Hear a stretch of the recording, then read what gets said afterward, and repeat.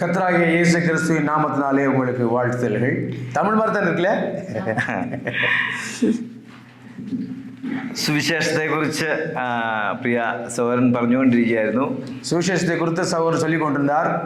ഞാൻ പറയുവാനുള്ള 1-2 പോയിന്റുകൾ ആദ്യത്തെ തന്നെ എളുപ്പമാക്കി തന്നു. അതുകൊണ്ട് വളരെ എളുപ്പമുണ്ട്.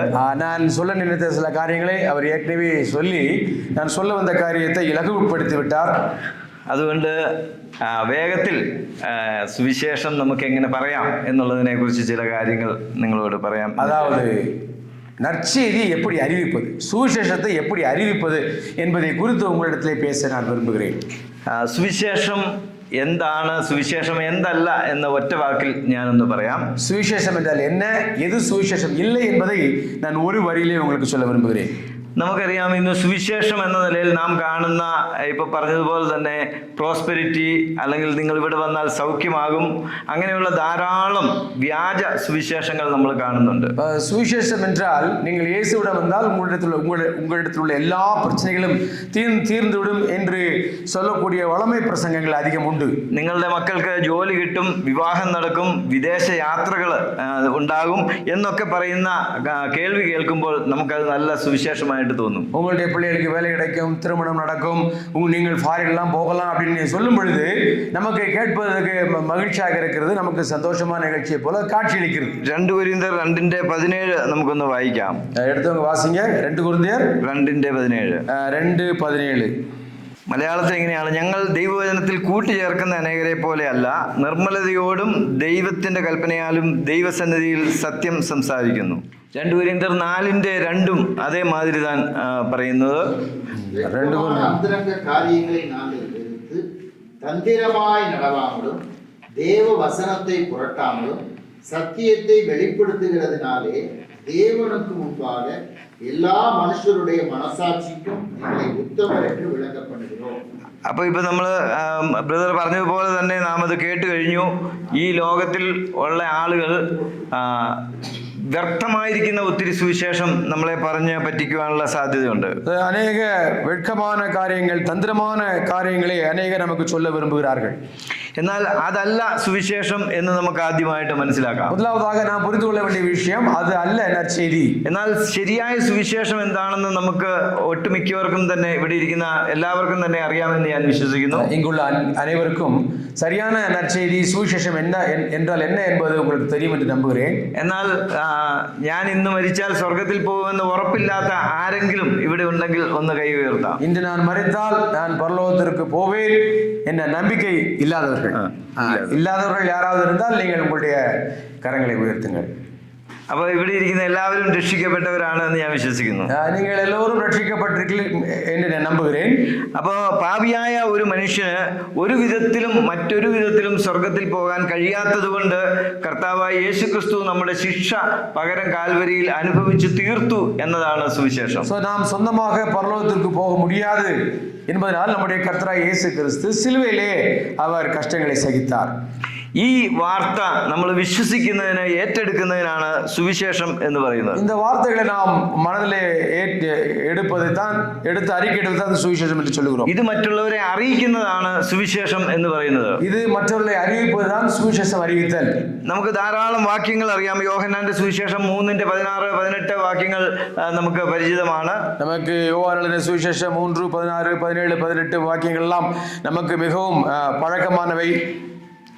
അവിടെ പറയുന്നുണ്ട്, തന്റെ ഏകജാതനായ പുത്രനിൽ വിശ്വസിക്കുന്ന ഏവനും നശിച്ചു പോകാതെ നിത്യജീവൻ പ്രാപിക്കേണ്ടതിന് ദൈവം തന്റെ പുത്രനെ നൽകുവാൻ തക്കവണ്ണം നമ്മെ സ്നേഹിച്ചു. நம்ம எங்கே என்ன பார்க்கிறோம்? அவருடைய ஒரே பேரான குமாரனை எவர் விசுவாசிக்கிறார்களோ அவர்கள் நித்திய ஜீவனை அடைவார்கள் என்று வேதத்திலே வாசிக்கின்றோம். പ്രിയമുള്ളവരെ, ഇതാണ് സുവിശേഷം എന്ന് പറയുന്നത്. இதைத்தான் நற்செய்தி என்று கூறுகிறோம். ഈ സുവിശേഷമാണ് നാം മറ്റുള്ളവരോട് പറയേണ്ടത്. இந்த நற்செய்தியை நாம் மற்றவர்களுக்கு அறிவிக்க வேண்டும். ഈ സുവിശേഷത്തിന്റെ ആവശ്യകത എന്താണെന്നുള്ളതാണ് രണ്ടാമത് ഞാൻ പറയുവാനായിട്ട്. இரண்டாவது நான் உங்களுக்கு கூற வரக்கூடிய காரியம், இந்த நற்செய்தியுடைய அவசியம் என்ன? എന്തായിരിക്കും ഈ സുവിശേഷത്തിന്റെ വളരെ പ്രാധാന്യം എന്ന് പറയുന്നത് നിങ്ങൾ ചിന്തിച്ചിരിക്കുന്നത്? நீங்கள் எப்பொழுதாவது நினைத்ததுண்டா இந்த நற்செய்தியினுடைய மிக முக்கியத்துவம் என்றால் என்ன என்று? അപ്പോസ്തല പ്രവൃത്തി 4:12. அப்போஸ்தலர் நடவடிக்கை 4:12. അവിടെ പറയുന്നു, ആകാശത്തിന് കീഴിൽ വേറൊരു നാമവുമില്ല, രക്ഷിക്കപ്പെടുവാനായിട്ട് മറ്റൊരു നാമം ഇല്ല എന്നുള്ളതാണ്. ரட்சிக்கப்படுவதற்கு ஆகாயத்தின் கீழ் பூமியிலே வேறு எந்த ஒரு நாமமும் இல்லை என்று நாம் வாசிக்கின்றோம். പ്രിയമുള്ളവരെ, അത് വായിക്കാം. அவராலே அன்றி வேறொருவராலும் ரட்சிப்பு இல்லை. நாம் ரட்சிக்கப்படும்படிக்கு வானத்தின் கீழெங்கும் மனுஷர்களுக்குள்ளே அவருடைய நாமமே அல்லாமல் வேறொரு நாமம் கட்டளையிடப்படவும் இல்லை. പ്രിയമുള്ളവരെ, അമേരിക്കയിൽ വേറൊരു മാർഗം ഉള്ളതായിട്ട് നിങ്ങൾക്കറിയാമോ? அமெரிக்காவில் வேற ஏதாவது மார்க்கம் இருக்கிறதா? ചൈനയിൽ വേറൊരു മാർഗം എന്തെങ്കിലും ഉള്ളതായിട്ട് നിങ്ങൾക്ക് അറിയാമോ? ரட்சிக்கப்படுவதற்கு சைனாவிலே வேற எங்கேயும் வழி இருக்கிறதா? ലോകത്തിൽ ഏത് സ്ഥലത്ത് പോയാലും ഒരേ ഒരു മാർഗമേ രക്ഷയ്ക്കുള്ളൂ. അത് കർത്താവായ യേശു ക്രിസ്തു എനിക്ക് പകരം കാൽവരിയിൽ മരിച്ചു എന്നുള്ളതാണ്. உலகத்திலே எந்த இடத்திற்கு போனாலும் நமக்கு நற்செய்தி என்பது எனக்கு பதிலாக இயேசு கிறிஸ்து சிலுவையிலே மரித்தார் என்பதுதான். ഈ കഴിഞ്ഞ ദിവസം നമ്മളുടെ മലയാളം സുവിശേഷം കേട്ട് എന്നെ തൃശ്ശൂരിൽ നിന്ന് വിളിച്ച ഒരു RSS BJP ഒരു മനുഷ്യനുണ്ട്. ഞാൻ അമ്മയ്ക്ക് അല്പം മാറി പറഞ്ഞു. ഒരു മനുഷ്യനുണ്ട്, പറയാം. அதாவது நற்செய்தியை ரேடியோ மூலமாக கேட்டு அந்த செய்தியை கேட்டு என்னை அழைத்தவர் ஒரு உண்டு. அவர் BJP RSS சேர்ந்தவர். അവന്റെ പേര് മുരളീധരൻ എന്നാണ്. അവരുടെ പേര് മുരളീധരൻ. അവൻ ഇപ്പൊ ബൈബിൾ പഠിക്കാനായിട്ട് ആഗ്രഹിക്കുന്നു എന്ന് നമ്മളോട് പറഞ്ഞു. அவர் வேதத்தை படிப்பதற்கு அவர் அங்கே துணிந்திருக்கிறார். സാധാരണ ഇവര് സംസാരിക്കുന്ന അദ്ദേഹത്തിന് നന്നായിട്ട് ബൈബിൾ അറിയാം, ഖുറാൻ അറിയാം, ബാക്കി ഹിന്ദു വേദങ്ങളൊക്കെ അറിയാം. அவருக்கு எல்லா வேதங்களையும் அவர் அறிந்திருக்கின்றார். അത് വന്ന് ഇപ്പൊ നമ്മളോട് നമ്മുടെ ഒരു ഫുൾ ടൈം റോഡാണ് സംസാരിച്ചുകൊണ്ടിരിക്കുന്നത്. அவர் இப்பொழுது ஒரு முன்னேற ஊழியக்காரோடு கூட பேசிக் கொண்டிருக்கின்றார். അപ്പൊ അവരുമായി ചേർന്ന് ഞാൻ അവരുടെ വീട്ടിൽ കഴിഞ്ഞ ദിവസം പോയി. நான் அவருடைய வீட்டுக்கு சென்றேன். അപ്പൊ അവരെ ഞാൻ വെറുപ്പിക്കാതെ അവരോട് ചോദിച്ചപ്പോൾ അവര് പറഞ്ഞു, ഇതിൽ മാത്രമല്ല രക്ഷയുള്ളത്, വേറെ രക്ഷ മതങ്ങളിലുണ്ട് എന്ന് പറഞ്ഞു. அவர் என்னிடத்திலே இங்கே பைபிளில் மட்டுமல்ல வேறு இடத்திலும் ரட்சிப்பு இருக்கலாம் என்று கூறினார். അപ്പൊ അദ്ദേഹത്തോട് തർക്കിച്ചിട്ട് കാര്യമില്ല എന്ന് എന്നോട് കൂടെ വന്ന ഡെന്നി എന്ന് പറഞ്ഞ സഹോദരൻ പറഞ്ഞു. ഡെന്നി சொன்னார், அவரோடு கூட தர்க்கம் செய்த எந்த பிரயோஜனம் இல்லை என்று கூறினார். കാരണം അവരെ സ്നേഹത്തിൽ നമുക്ക് നേടിയെടുക്കാൻ പറ്റും എന്ന് പറഞ്ഞു. அன்போடு கூட அவரிடத்திலே பேசி அவரை நாம் சம்பாதிக்க முடியும் என்று கூறினார். അതിനാൽ അവര് പറഞ്ഞത് ബൈബിൾ പഠിക്കാൻ ആഗ്രഹമുണ്ട് എന്ന് പറഞ്ഞു. அதனால் தான் அவர் വേദത്തെ പഠിക്കാൻ അവർക്ക് ആർവം இருக்குது என்று അപ്പൊ ഞാൻ അദ്ദേഹത്തോട് പറഞ്ഞു, വേറൊരു മാർഗം ഉണ്ടെങ്കിൽ അത് എന്നോട് പറയണം, എനിക്കൂടെ അത് സ്വീകരിക്കണം എന്ന് ഞാൻ പറഞ്ഞു. இயேசு கிறிஸ்து இல்லாதபடி வேறு ஏதாவது ஒரு மார்க்கம், ஒரு வழி ரட்சிப்புக்கு உண்டென்றால் எனக்கும் அதை சொல்லுங்கள், நானும் கூட ஏற்றுக்கொள்கிறேன். അങ്ങനെ പറഞ്ഞ ആ ഫ്രണ്ട്ഷിപ്പ് അവിടെ നിർത്തി. அப்படி நம்முடைய நட்பு அங்கே நின்றது. പക്ഷേ പ്രിയമുള്ളവരെ, ആകാശത്തിന് കീഴെ മറ്റൊരു നാമവുമില്ല, മറ്റൊരു മാർഗവും രക്ഷയ്ക്കായിട്ടില്ല. இங்கே வானத்தின் கீழே நாம் ரட்சிக்கப்படும்படியாக எந்த ஒரு வழியும் ஒரு பெயரும் இல்லை.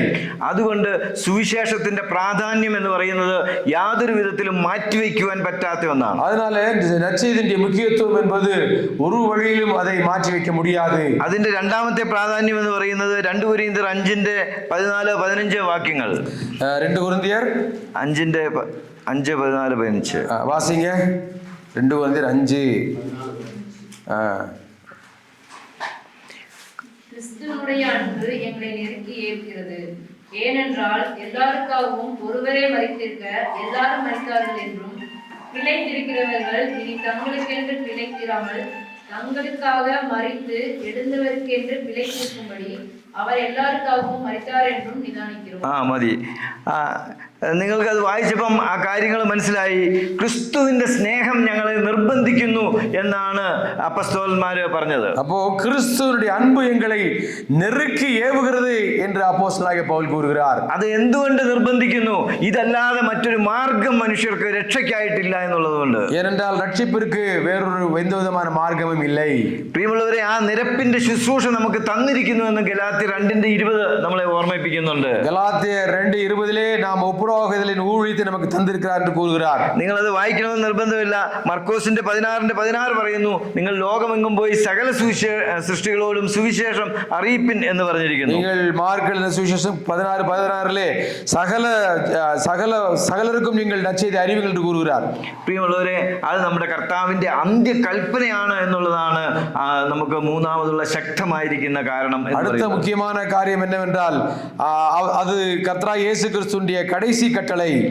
மகாராஜாவிന്റെ மகாநியோகம், கிரேட் கமிஷன், அந்த மகாராஜாவிന്റെ மிகப்பெரிய கட்டளை, அது നമുക്ക് കടന്നു പോകാൻ, താണ്ടി പോകാൻ നമുക്ക് സാധ്യമല്ല. அதை நாம் தாண்டி போவதற்கு நமக்கு ஏது இல்லை.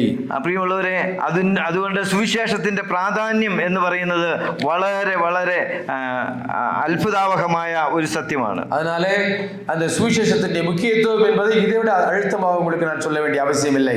ഇനി മൂന്നാമത് ഞാനൊരു കാര്യം പറയുവാനായിരിക്കുന്നത് വ്യക്തിപരമായ സുവിശേഷീകരണത്തിന്റെ തടസ്സങ്ങൾ എന്തൊക്കെയാണ്. அடுத்து நான் உங்களுக்கு சொல்ல வரக்கூடிய காரியம் என்னவென்றால், നമുക്കറിയാം ഗോസ്പൽ நற்செய்தியை தனிப்பட்ட முறையில் அறிவிப்பதிலே நமக்கு இருக்கக்கூடிய தடைகள் என்னென்ன என்பதை குறித்து பார்க்க போகிறோம். ഗോസ്പൽ എന്ന് നമ്മൾ കേൾക്കുമ്പോൾ ഗോ ആൻഡ് സ്പെൽ എന്നാണല്ലോ. அதாவது காஸ்பல் என்று சொல்லும் பொழுது ஆங்கிலத்திலே கோ அண்ட் ஸ்பெல், പോവുക, പറയുക, நீங்கள் செல்லுங்கள் பேசுங்கள் என்பதை போன்று அமைந்திருக்கிறது. പ്രിയമുള്ളവരെ, ലോകത്തിലെ ഏറ്റവും നല്ല സുവിശേഷ വേല എന്ന് പറയുന്നത് നേരിട്ട് പോയി ഒരു വ്യക്തിയുമായിട്ട് പേഴ്സണൽ ഇവാഞ്ചലിസം, വ്യക്തിപരമായി സംസാരിക്കുക എന്നുള്ളതാണ്. உலகத்திலேயே மிக சிறந்த ஒரு வேலை என்பது தனிப்பட்ட முறையிலே ஒரு மனிதனோடு கூட நீங்கள் நற்செய்தி அறிவிப்பது. അതിനേക്കാൾ എഫക്റ്റീവ് ആയിരിക്കുന്ന മറ്റൊരു സുവിശേഷ വേല ഇതുവരെ ഇല്ല.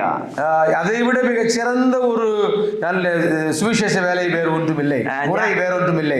ഞാനാണെങ്കിൽ TV മിനിസ്ട്രി ചെയ്യുന്ന ആളാണ്. എന്നാലും ഞാൻ ആത്മാർത്ഥമായിട്ട് പറയാം, ഇവിടെ ഇരിക്കുന്ന 99% ആളുകളും ഒരുപക്ഷെ രക്ഷിക്കപ്പെട്ടത് പേഴ്സണൽ ഇവാഞ്ചലിസത്തിലൂടെയാണ്. சகோதரனை குறித்து சொல்லும் பொழுது அவர் டிவி இவாஞ்சலிசம் செய்து கொண்டிருக்கிறார், மாஸ் இவாஞ்சலிசம். ஆனாலும் கூட அவர் சொல்லக்கூடிய காரியம் தனித்து நாம் நற்செய்தி அறிவிப்பதை போல சிறந்த காரியம் ஒன்றுமில்லை. இங்கே இருக்கின்ற 90% மேல் உள்ளவர்கள் தனிப்பட்ட யாரோ ஒருவர் உங்களுக்கு நற்செய்தி அறிவித்ததன் மூலமாகத்தான் நீங்கள் ரட்சிக்கப்பட்டிருக்கிறீர்கள். വ്യക്തിപരമായ സുവിശേഷീകരണം അല്ലാതെ അല്ലെങ്കിൽ കൺവെൻഷനിലൂടെ ടിവിയിലൂടെ അങ്ങനെ രക്ഷിക്കപ്പെട്ട ആരെങ്കിലും ഒക്കെ ഇവിടെ ഉണ്ടോ? ഒന്ന് കൈവക്കി. நீங்களும் கன்வென்ஷனில் நீங்கள் ரட்சிக்கப்பட்டிருக்கிறீர்களா? ഓക്കെ, ഒരാളുണ്ട്. അപ്പൊ കണ്ടോ, ബാക്കി എല്ലാവരും പേഴ്സണൽ ഇവാഞ്ചലിസം അല്ലാതെ ആരെങ്കിലും രക്ഷിക്കപ്പെട്ടവർ ആരെങ്കിലും ഇവിടെ ഉണ്ടോ? വേറെ நற்செய்தி தனிப்பட்ட முறையில் யாரோ ஒருவர் உங்களுக்கு சொல்லாமல் நீங்கள் ரட்சிக்கப்பட்டிருக்கிறீர்களா? இல்ல அப்படின்னு அவர் சொல்றாரு. நீங்க என்ன சொல்றீங்க? யாரோ ஒருத்தர் உங்களுக்கு சொல்லியிருக்காங்க, அப்படித்தானே? Sitso? Yes. Somebody has told you. Personally, somebody told about Christ. Okay. അപ്പൊ അങ്ങനെയാണെങ്കിൽ പിന്നെ ഇനി സുവിശേഷം പറയേണ്ട ഉത്തരവാദിത്വം നമ്മളുടെയാണ്. ஆகையால் நற்செய்தி அறிவிப்பது நம்முடைய தலைமையில் விழுந்த கடமை. ഇത്ര വലിയ രക്ഷയാണ് നമുക്ക് ദാനമായിട്ട് കിട്ടിയത്. இவ்வளவு பெரிய ரட்சிப்பு நமக்கு இலவசமாக கிடைத்திருக்கிறது. നമ്മൾ ഒന്നും ചെയ്യാതെ കർത്താവായ യേശുക്രിസ്തു പാപിയായി എനിക്ക് വേണ്ടി കാൽവരിയിൽ മരിച്ചു എന്നുള്ള തിരിച്ചറിവ് കിട്ടിയപ്പോൾ എനിക്കുണ്ടായ സന്തോഷം എത്ര വലുതായിരുന്നു. பாருங்கள், நான் ஒன்றும் செய்யாதபடி ஆண்டவர் எனக்காக மரித்திருக்கிறார் என்பது எவ்வளவு பெரிய காரியம். അത് വിശ്വാസം വന്നപ്പോ എന്റെ ശിക്ഷ നീങ്ങിപ്പോയി, ഹല്ലേലൂയ എന്ന് പറയാനായിട്ട് പറഞ്ഞു. அது எனக்கு தண்டனை நீங்கிய பொழுது நான் அல்லேலூயா என்று மகிழ்ச்சியோடு கூறுகிறேன். എന്റെ പ്രിയമുള്ളവരെ, ഇത് എത്ര രൂപ കൊടുത്താൽ കിട്ടും? எவ்வளவு பணம் கொடுத்தால் இந்த ரட்சிப்பு உங்களுக்கு கிடைக்கும்? എത്ര മല കയറിയാൽ കിട്ടും? எத்தனை மலை நீங்கள் ஏறினால் உங்களுக்கு இந்த நற்செய்தி கிடைக்கும்? ആർക്കെല്ലാം നിങ്ങൾ എന്തെല്ലാം ദാനം കൊടുത്താൽ ഈ രക്ഷ കിട്ടും? நீங்க யாருக்கெல்லாம் தானம் கொடுத்தாலும் இந்த ரட்சிப்பு கிடைக்குமா? ഇതൊന്നും കൊടുത്താൽ കിട്ടാത്ത രക്ഷ ദൈവം നമുക്ക് ദാനമായി നമുക്ക് തരുന്നു. இது ஒன்றும் நீங்கள் யாருக்கும் கொடுக்காமல் கர்த்தர் உங்களுக்கு தானமாக இந்த ரட்சிப்பை தருகிறார். ഈ ദാനം നിങ്ങൾ തേടി പോയതല്ല, നിങ്ങളെ തേടി ഈ രക്ഷ വന്നതാണ്. இந்த ரட்சிப்பு உங்களை தேடி வருகிறது, நீங்கள் இந்த ரட்சிப்பை தேடி வரவில்லை. എന്നെ തേടി വന്നതാണ് ഈ രക്ഷ. இந்த ரட்சிப்பு என்னை தேடி வந்தது. പ്രിയമുള്ളവരെ, അങ്ങനെയാണെങ്കിൽ നമ്മൾ ഈ കഴിഞ്ഞ ആഴ്ച എത്ര പേരോട് സുവിശേഷം പറഞ്ഞു? இப்படி என்றால் இது காரியம் இப்படியா இருக்க, உங்களில் எத்தனை பேர் പോണ വാരം சென்ற வாரம் நீங்கள் நற்செய்தியை, പോണ മാസം നിങ്ങൾ എത്ര ആളോട് സുവിശേഷം പറഞ്ഞു? போன மாதம் எத்தனை பேரோடு கூட சுவிசேஷம் அறிவித்தீர்கள்? അല്ല, ഇനി 2023 നിങ്ങൾ എത്ര ആളോട് സുവിശേഷം പറഞ്ഞു? 1, 2, 3 കൈ കാമിക്കവാ. நீங்க எத்தனை பேருக்கு நீங்கள் நற்செய்தி அறிவித்திருக்கிறீர்கள் கடந்த மாதத்திலே, கடந்த வருஷத்திலே, அல்லது நீங்கள் ரட்சிக்கப்பட்ட தினத்திலிருந்து இருந்து? அப்படி நீங்க சொல்லலன்னா സുവിശേഷം അറിയിക്കാൻ എന്തോ തടസ്സം നമുക്കുണ്ട്. அப்படி நீங்கள் அறிவிக்கவில்லை என்றால் உங்களுக்கு இந்த நற்செய்தி அறிவிப்பிலே ஏதோ தடை இருக்கிறது. എന്തൊക്കെ തടസ്സങ്ങളാണ് നിങ്ങൾക്കുള്ളത്? ஏதோ ஸ்பீட் பிரேக் உங்களுக்கு இருக்குது. அந்த தடை என்ன? ஒன்று, எனக்கு പറയാൻ അറിയില്ല, எனக்கு நற்செய்தியை சொல்ல தெரியவில்லை. ஐயோ, எவ்வளவு கஷ்டமான ஒரு காரியம். ஐயோ, தமிழே அப்படிதான், ஐயோ தான். மலையாளத்தில் ஐயோ, ஐயோ. ரொம்ப கஷ்டம் இல்ல? ரொம்ப கஷ்டம் இல்லைங்களா? எனக்கு இந்த நற்செய்தி அறிவிக்க முடியவில்லை என்பது. நீங்கள் ஒரு சுடிதார் வாங்கினால் அது மெட்டீரியல், അതിന്റെ കളർ എല്ലാം വേറൊരു ആൾക്കിട്ട് சொல்ல மாட்டியா? நீங்க நல்ல ஒரு சுடிதார் நீங்கள் வாங்கி இருந்தால், தமிழ்ல பேசல வளர்ந்து ஒரு நல்ல ஒரு துணி வாங்கினால் இந்த துணி சிறந்த துணி என்று மற்றவரிடத்தில் சொல்ல மாட்டீங்களா? நல்ல ஒரு மாலை செயின் வாங்கியா நீங்கள் அது ஆரையும் പരിചയപ്പെടുത്തിയല്ല? நல்ல அருமையான ஒரு செயின் நெக்லஸ் வாங்குறீர்கள், மற்றவரிடத்தில் காண்பிக்க மாட்டீர்களா? அதை பற்றி சொல்ல மாட்டீர்களா? நல்ல மொபைல் வாங்கியால் அதனை குறித்து நீங்கள் പറയല്ല ആരോടും? நீங்கள் ஒரு நல்ல ஒரு மொபைல் வாங்கினால் அதை குறித்து வேறு யாரிடம் சொல்ல மாட்டீர்களா? சொல்லுவீங்க. ஆனா நான் நினைச்சா புலிய பிடிப்பேன், ஆனா உயிர் போனாலும் நான் நினைக்க மாட்டேன். അതിന് ട്രാൻസ്ലേഷൻ ഇല്ല. അപ്പോ ഞാൻ വിചാരിച്ച പുലിയെ പിടിക്കും, പക്ഷെ ഞാൻ വിചാരിക്കില്ല. അപ്പോ സുവിശേഷം മാത്രം ഞാൻ എന്ത് ചെയ്യില്ല, എന്റെ ജീവൻ പോയാലും ഞാൻ പറയില്ല, എനിക്കറിയില്ല. என்னுடைய உயிர் போனாலும் நான் சுவிசேஷத்தை அறிவிக்க மாட்டேன். அப்படி ஏதாவது தீர்மானம் எடுத்திருக்கிறீங்களா? അപ്പൊ സുവിശേഷം പറയാൻ എനിക്ക് അറിയില്ല എന്ന് പറഞ്ഞാൽ നിങ്ങൾക്ക് ഇതുപോലെ ചെയ്താൽ മതി. നിങ്ങൾക്ക് കിട്ടിയ രക്ഷയെ കുറിച്ച് ഒരു സാക്ഷ്യം പറഞ്ഞാൽ മതി. உங்களுக்கு சுவிசேஷத்தை அறிவிக்க முடியவில்லை, தெரியவில்லை என்றால் உங்களுடைய சாட்சியை மற்றவரிடத்திலே பகிர்ந்து கொள்ளுங்கள். ഞാൻ ആദ്യം സുവിശേഷം പറഞ്ഞത് അങ്ങനെയാണ്. நான் முதலாவதாக சுவிசேஷத்தை அறிவித்தது அப்படித்தான். എനിക്ക് സുവിശേഷം ഒന്നും അറിയില്ല. எனக்கு நற்செய்தி அறிவிக்க தெரியாது. റോമാലേഖനം 3:10 എനിക്ക് അറിയില്ല. ரோமர்கள் நிறுவனம் 3:10 எனக்கு தெரியாது. പക്ഷെ ഒന്ന് ഞാൻ പറഞ്ഞു, ഞാനൊരു പാവിയാണെന്ന് പറഞ്ഞു. நான் ஒரு பாவி என்பதை அறிக்கையிட்டேன். ഞാൻ ഇന്ന് മരിച്ചാൽ നരകത്തിൽ പോകേണ്ടതായിരുന്നു എന്ന് പറഞ്ഞു. இன்று நான் மரித்தால் நரகத்துக்கு போவேன் என்று அறிந்தேன். അതിന് ഞാൻ ഒത്തിരി കാര്യങ്ങൾ ചെയ്ത് നടന്നു എന്ന് പറഞ്ഞു. நான் அந்த ரட்சிக்கப்படுவதற்காக நான் பல காரியங்களை செய்தேன் என்று கூறுவேன். എന്നാൽ എനിക്ക് സമാധാനമില്ല. என்னுடைய உள்ளத்திலே சந்தோஷமோ சமாதானமோ இல்லை. എന്നാൽ ഒരാൾ എന്നോട് വന്ന് പറഞ്ഞു, ஆனால் ஒருவர் என்னிடத்திலே வந்து சொன்னார், നിന്റെ പാപത്തിന് പകരമാണ് യേശു മരിച്ചതെന്ന്. உன்னுடைய பாவத்திற்காகத்தான் இயேசு கிறிஸ்து மரித்தார் என்று ஒருவர் சொன்னார். അത് നിനക്ക് വേണ്ടിയാണെന്ന് നീ വിശ്വസിക്കണം എന്ന് പറഞ്ഞു. உனக்காகத்தான் அவர் மரித்தார் என்பதை நீ விசுவாசிக்க வேண்டும் என்று சொன்னார். അത് നീ ഹൃദയത്തിൽ ഏറ്റെടുക്കണമെന്ന് പറഞ്ഞു. அதை உன்னுடைய இதயத்தில் ஏற்றுக்கொள்ள வேண்டும் என்று கூறினார். എന്നാ നിനക്ക് ദൈവമകനാകാമെന്ന് പറഞ്ഞു. நீ தேவனுடைய பிள்ளையாவா என்று அவர் கூறினார். നിനക്ക് സ്വർഗത്തിന് അവകാശമുണ്ടെന്ന് நீ പറഞ്ഞു. பரலோகத்தினுடைய பிள்ளையாவா என்று கூறினார். ഞാൻ എവിടെ നിന്നാ ഏറ്റു പറഞ്ഞെന്ന് നിങ്ങൾക്കറിയാവോ? நான் எந்த இடத்திலிருந்து நான் இதை அறிக்கையிட்டேன் தெரியுமா? ഒരു MIT-യിൽ യാത്ര ചെയ്യുമ്പോൾ എന്റെ പിന്നെ പുറകിലിരുന്ന ഒരാൾ ഗോസ്പൽ പറഞ്ഞു. நான் ஒரு சின்ன இருசக்கர வண்டியிலே மோட்டார் வண்டியிலே போய் கொண்டிருந்தேன். அப்பொழுது அவர் எனக்கு பின்னால் இருந்தவர் எனக்கு சுவிசேஷத்தை அறிவித்தார். ഞാൻ ഒറ്റ വാക്കിൽ പറയാം, എനിക്ക് സത്യം മനസ്സിലായപ്പോൾ ഞാൻ വഴി സൈഡിൽ വണ്ടി നിർത്തി. எனக்கு சத்தியம் அறிந்த பொழுது நான் அந்த ஓரமாக வண்டி நிறுத்தினேன். ഞാൻ ദീർഘമായിട്ട് സാക്ഷ്യം പറയുന്നില്ല, பெரிய அளவிலே நான் என்னுடைய சாட்சி சொல்லவில்லை. ഞാൻ പറഞ്ഞു, ഈ യേശുവിനെ സ്വീകരിക്കാൻ എന്ത് ചെയ്യണമെന്ന് ചോദിച്ചു. இந்த இயேசுவை நான் ஏற்றுக்கொள்வதற்கு என்ன செய்ய வேண்டும் என்று கேட்டேன். അപ്പൊ പറഞ്ഞു, ഈ സത്യം നീ വിശ്വസിക്കുന്നെങ്കിൽ ഏറ്റു പറഞ്ഞാൽ മതി എന്ന് പറഞ്ഞു. நீ இந்த சத்தியத்தை விசுவாசிப்பாயானால் இது உன் வாயினாலே அறிக்கையிடு என்று சொன்னேன். നമ്മ സുവിശേഷത്തിൽ ഷണ്ടൻ അവനെ പോകുമ്പോ തേർ നിർത്തി വെള്ളത്തിൽ സ്നാനപ്പെട്ടു, ഈ കഥയൊന്നും എനിക്കറിയത്തില്ല. எனக்கு நம்ம வேதத்துல அப்போஸ்தலர் நடவடிக்கைகளை சொல்லக்கூடிய அந்த அந்த அந்த ஈனோக் பேர் என்ன சொல்றாங்க தமிழ்ல? தமிழ்ல கந்தக மந்திரி குறித்து வாசிக்கிறோம். அந்த கதையை குறித்து எனக்கு தெரியாது. അതേ മാതിരി ഞാൻ അവിടെ ഇറങ്ങി നിന്ന് അവരോട് പറഞ്ഞു, എനിക്ക് പറഞ്ഞു തരാൻ പറഞ്ഞു. எப்படி நான் அறிக்கையிட வேண்டும் என்று சொல்லுங்கள் சொன்னேன்.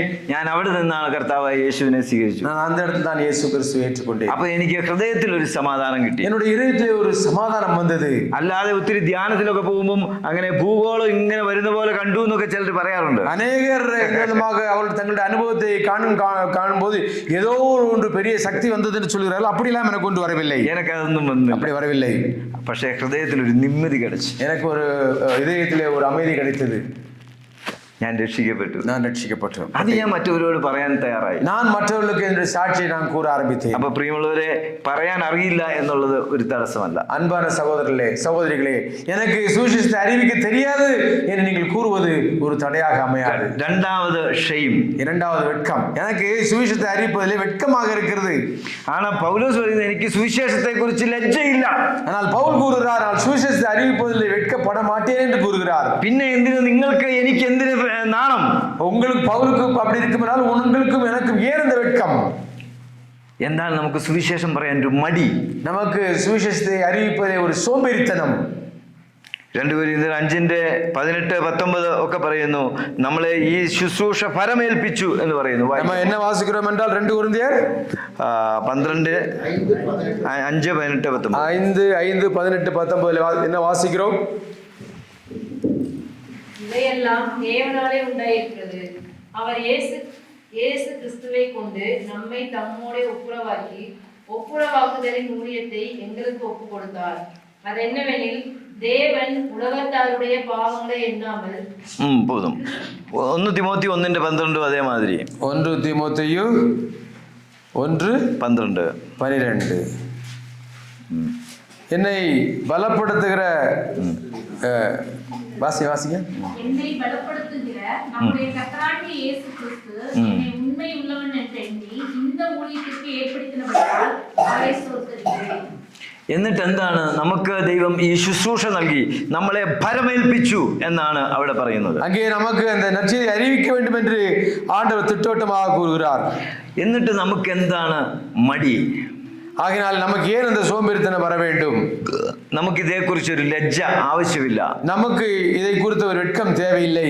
എന്നാൽ നമ്മുടെ ഇടയിൽ കർത്താവിന്റെ വേല ചെയ്യുന്ന ആളുകളെ ഓർത്ത് നമുക്ക് ഒരു അഭിമാനമുണ്ടോ? நமக்கு மத்தியிலே கர்த்தராகிய இயேசு கிறிஸ்துவுக்காக ஊழியம் செய்வர்களை குறித்த ஒரு மதிப்பு, ஒரு மரியாதை, நன்மதிப்பு உங்களுக்கு இருக்கிறதா? அவர்களை குறித்து கனமாக எண்ணுகிறீர்களா? அவரை നമ്മൾ വേണ്ടുന്ന പോലെ സപ്പോർട്ട് ചെയ്യുന്നുണ്ടോ? அவர்களை நீங்கள் தேவையான அளவிற்கு அவர்களை தாங்குகிறீர்களா? അവർ ചെയ്യുന്ന വേല എത്ര മഹത്വകരമാണ്, அவர்கள் செய்யக்கூடிய வேலை எவ்வளவு மகத்துவமானது என்பதை நீங்கள் அறிந்திருக்கிறீர்களா? നമുക്ക് മടിയാണ്, நமக்கு சோம்பேறித்தனம், നമുക്ക് നാണമാണ്, வெட்கம் இருக்கிறது. നമ്മൾ പറയില്ല, நாம் அதை அறிவிக்க மறுக்கிறோம். എന്നാൽ എൻ്റെ പ്രിയമുള്ളവരെ, ഇന്ന് നമ്മുടെ ഇവിടുത്തെ മുഖ്യമന്ത്രി വന്ന് നിങ്ങളോടൊരു കാര്യം പറഞ്ഞാൽ നിങ്ങൾ നാളെ അത് ചെയ്യില്ലേ? இங்கே நம்முடைய முதலமைச்சர் ஒரு காரியத்தை உங்களிடத்தில் சொன்னால் நீங்கள் அதை தலைமையில் கொண்டு செய்ய மாட்டீர்களா? നിങ്ങളുടെ പോലീസ് SI അല്ലെങ്കിൽ സർക്കിൾ നാളെ 10 മണിക്ക് ഓഫീസിൽ വരണമെന്ന് പറഞ്ഞാൽ നിങ്ങൾ വരില്ലേ? அங்கே சர்க்கிள் இன்ஸ்பெக்டரோ SIயோ இந்த போலீஸ் ஸ்டேஷனுக்கு 10 மணிக்கு வர வேண்டும் என்று சொன்னால் என்ன செய்வீர்கள்? നിങ്ങൾ 9:55 അവിടെ വരും. 9:55 மணிக்கு அங்கே நிற்பீர்கள். അത് നിങ്ങൾ അനുസരിക്കും, நீங்கள் அதுக்கு கீழ்ப்படிவீர்கள். ആണ് ഇത് ഇവിടെ കർത്താവ് പറഞ്ഞു, ഞാൻ നിങ്ങളെ ഫലമേൽപ്പിച്ചു, நான் உங்களை இந்த வேலையை செய்வதற்கு உங்களிடத்தில் ஒப்புவிக்கிறேன் என்று கூறுகிறார். എന്നിട്ട് നമുക്ക് എന്ത്? ஆனால் நாம் ஏன் அதை செய்ய மறுக்கிறோம்? പ്രിയമുള്ളവരെ, നമുക്ക് മടി ആവശ്യമില്ല. നമുക്ക് സോമ്പേറിത്തനമോ ഏതോ മറ്റോ കാര്യം ആവശ്യമില്ല. പൗലോസ് പറഞ്ഞു, എനിക്ക് സുവിശേഷത്തെ കുറിച്ച് ലജ്ജയില്ല, அந்த സുവിശേഷത്തെ അറിയിപ്പതിൽ എനിക്ക് വെட்கമില്ല എന്ന് അവർ കൂറിനാർ. പ്രിയമുള്ളവരെ, ബ്രദർ പറഞ്ഞു, ഇത് ചെയ്യുന്നതിനൊക്കെ ഒത്തിരി പ്രതിഫലമുണ്ട് എന്ന് പറഞ്ഞു. നാം ഇത് ചെയ്യുന്നതിൽ നമുക്ക് പല പ്രതിഫലം നമുക്ക് இருக்கிறது. അങ്ങനെ വലിയ പ്രതിഫലം മേടിക്കാനുള്ള ഒരു കാര്യമാണ് ഈ സുവിശേഷീകരണം. நீங்கள் பாருங்கள், உங்களுக்கு அதிகமான பலன் எதிர்காலத்தில் இருக்கிறது. அதை செய்வதற்கான ஒரு ஏதுதான் சுவிசேஷத்தை அறிவிப்பது. തിരിച്ച് നാം ഇന്ന് നാണക്കെടുന്നു, മടി കാണിക്കുന്നെങ്കിൽ നാം ഒരു ദിവസം നിത്യലജ്ജയ്ക്കായിട്ട് ദൈവസന്നിധിയിൽ നിൽക്കേണ്ടവർ. நீங்கள் சுவிசேஷத்தை அறிவிப்பதிலே சோம்பேறித்தனமோ நாணமோ நீங்கள் காண்பித்தால் ஒரு நாளிலே நீங்கள் தேவனுடைய நியாயஸ்தானத்திற்கு முன்பதாக அங்கே வெட்கப்பட வேண்டியிருக்கும். നമുക്കത് വേണോ? നമുക്ക് தேவையா? നമുക്ക് മടി മാറ്റി സുവിശേഷം പറയാം. നാം அந்த വെட்கத்தை മാറ്റി സുവിശേഷத்தை அறிவிப்போம். മറ്റൊരു തടസ്സം എന്ന് പറയുന്നത്, ചിലർ പറയും, എനിക്ക് ഇത് തുടങ്ങാനായിട്ട് അറിയില്ല, எனக்கு அதை ஆரம்பிக்க தெரியவில்லை என்று சொல்கிறவர்கள் உண்டு.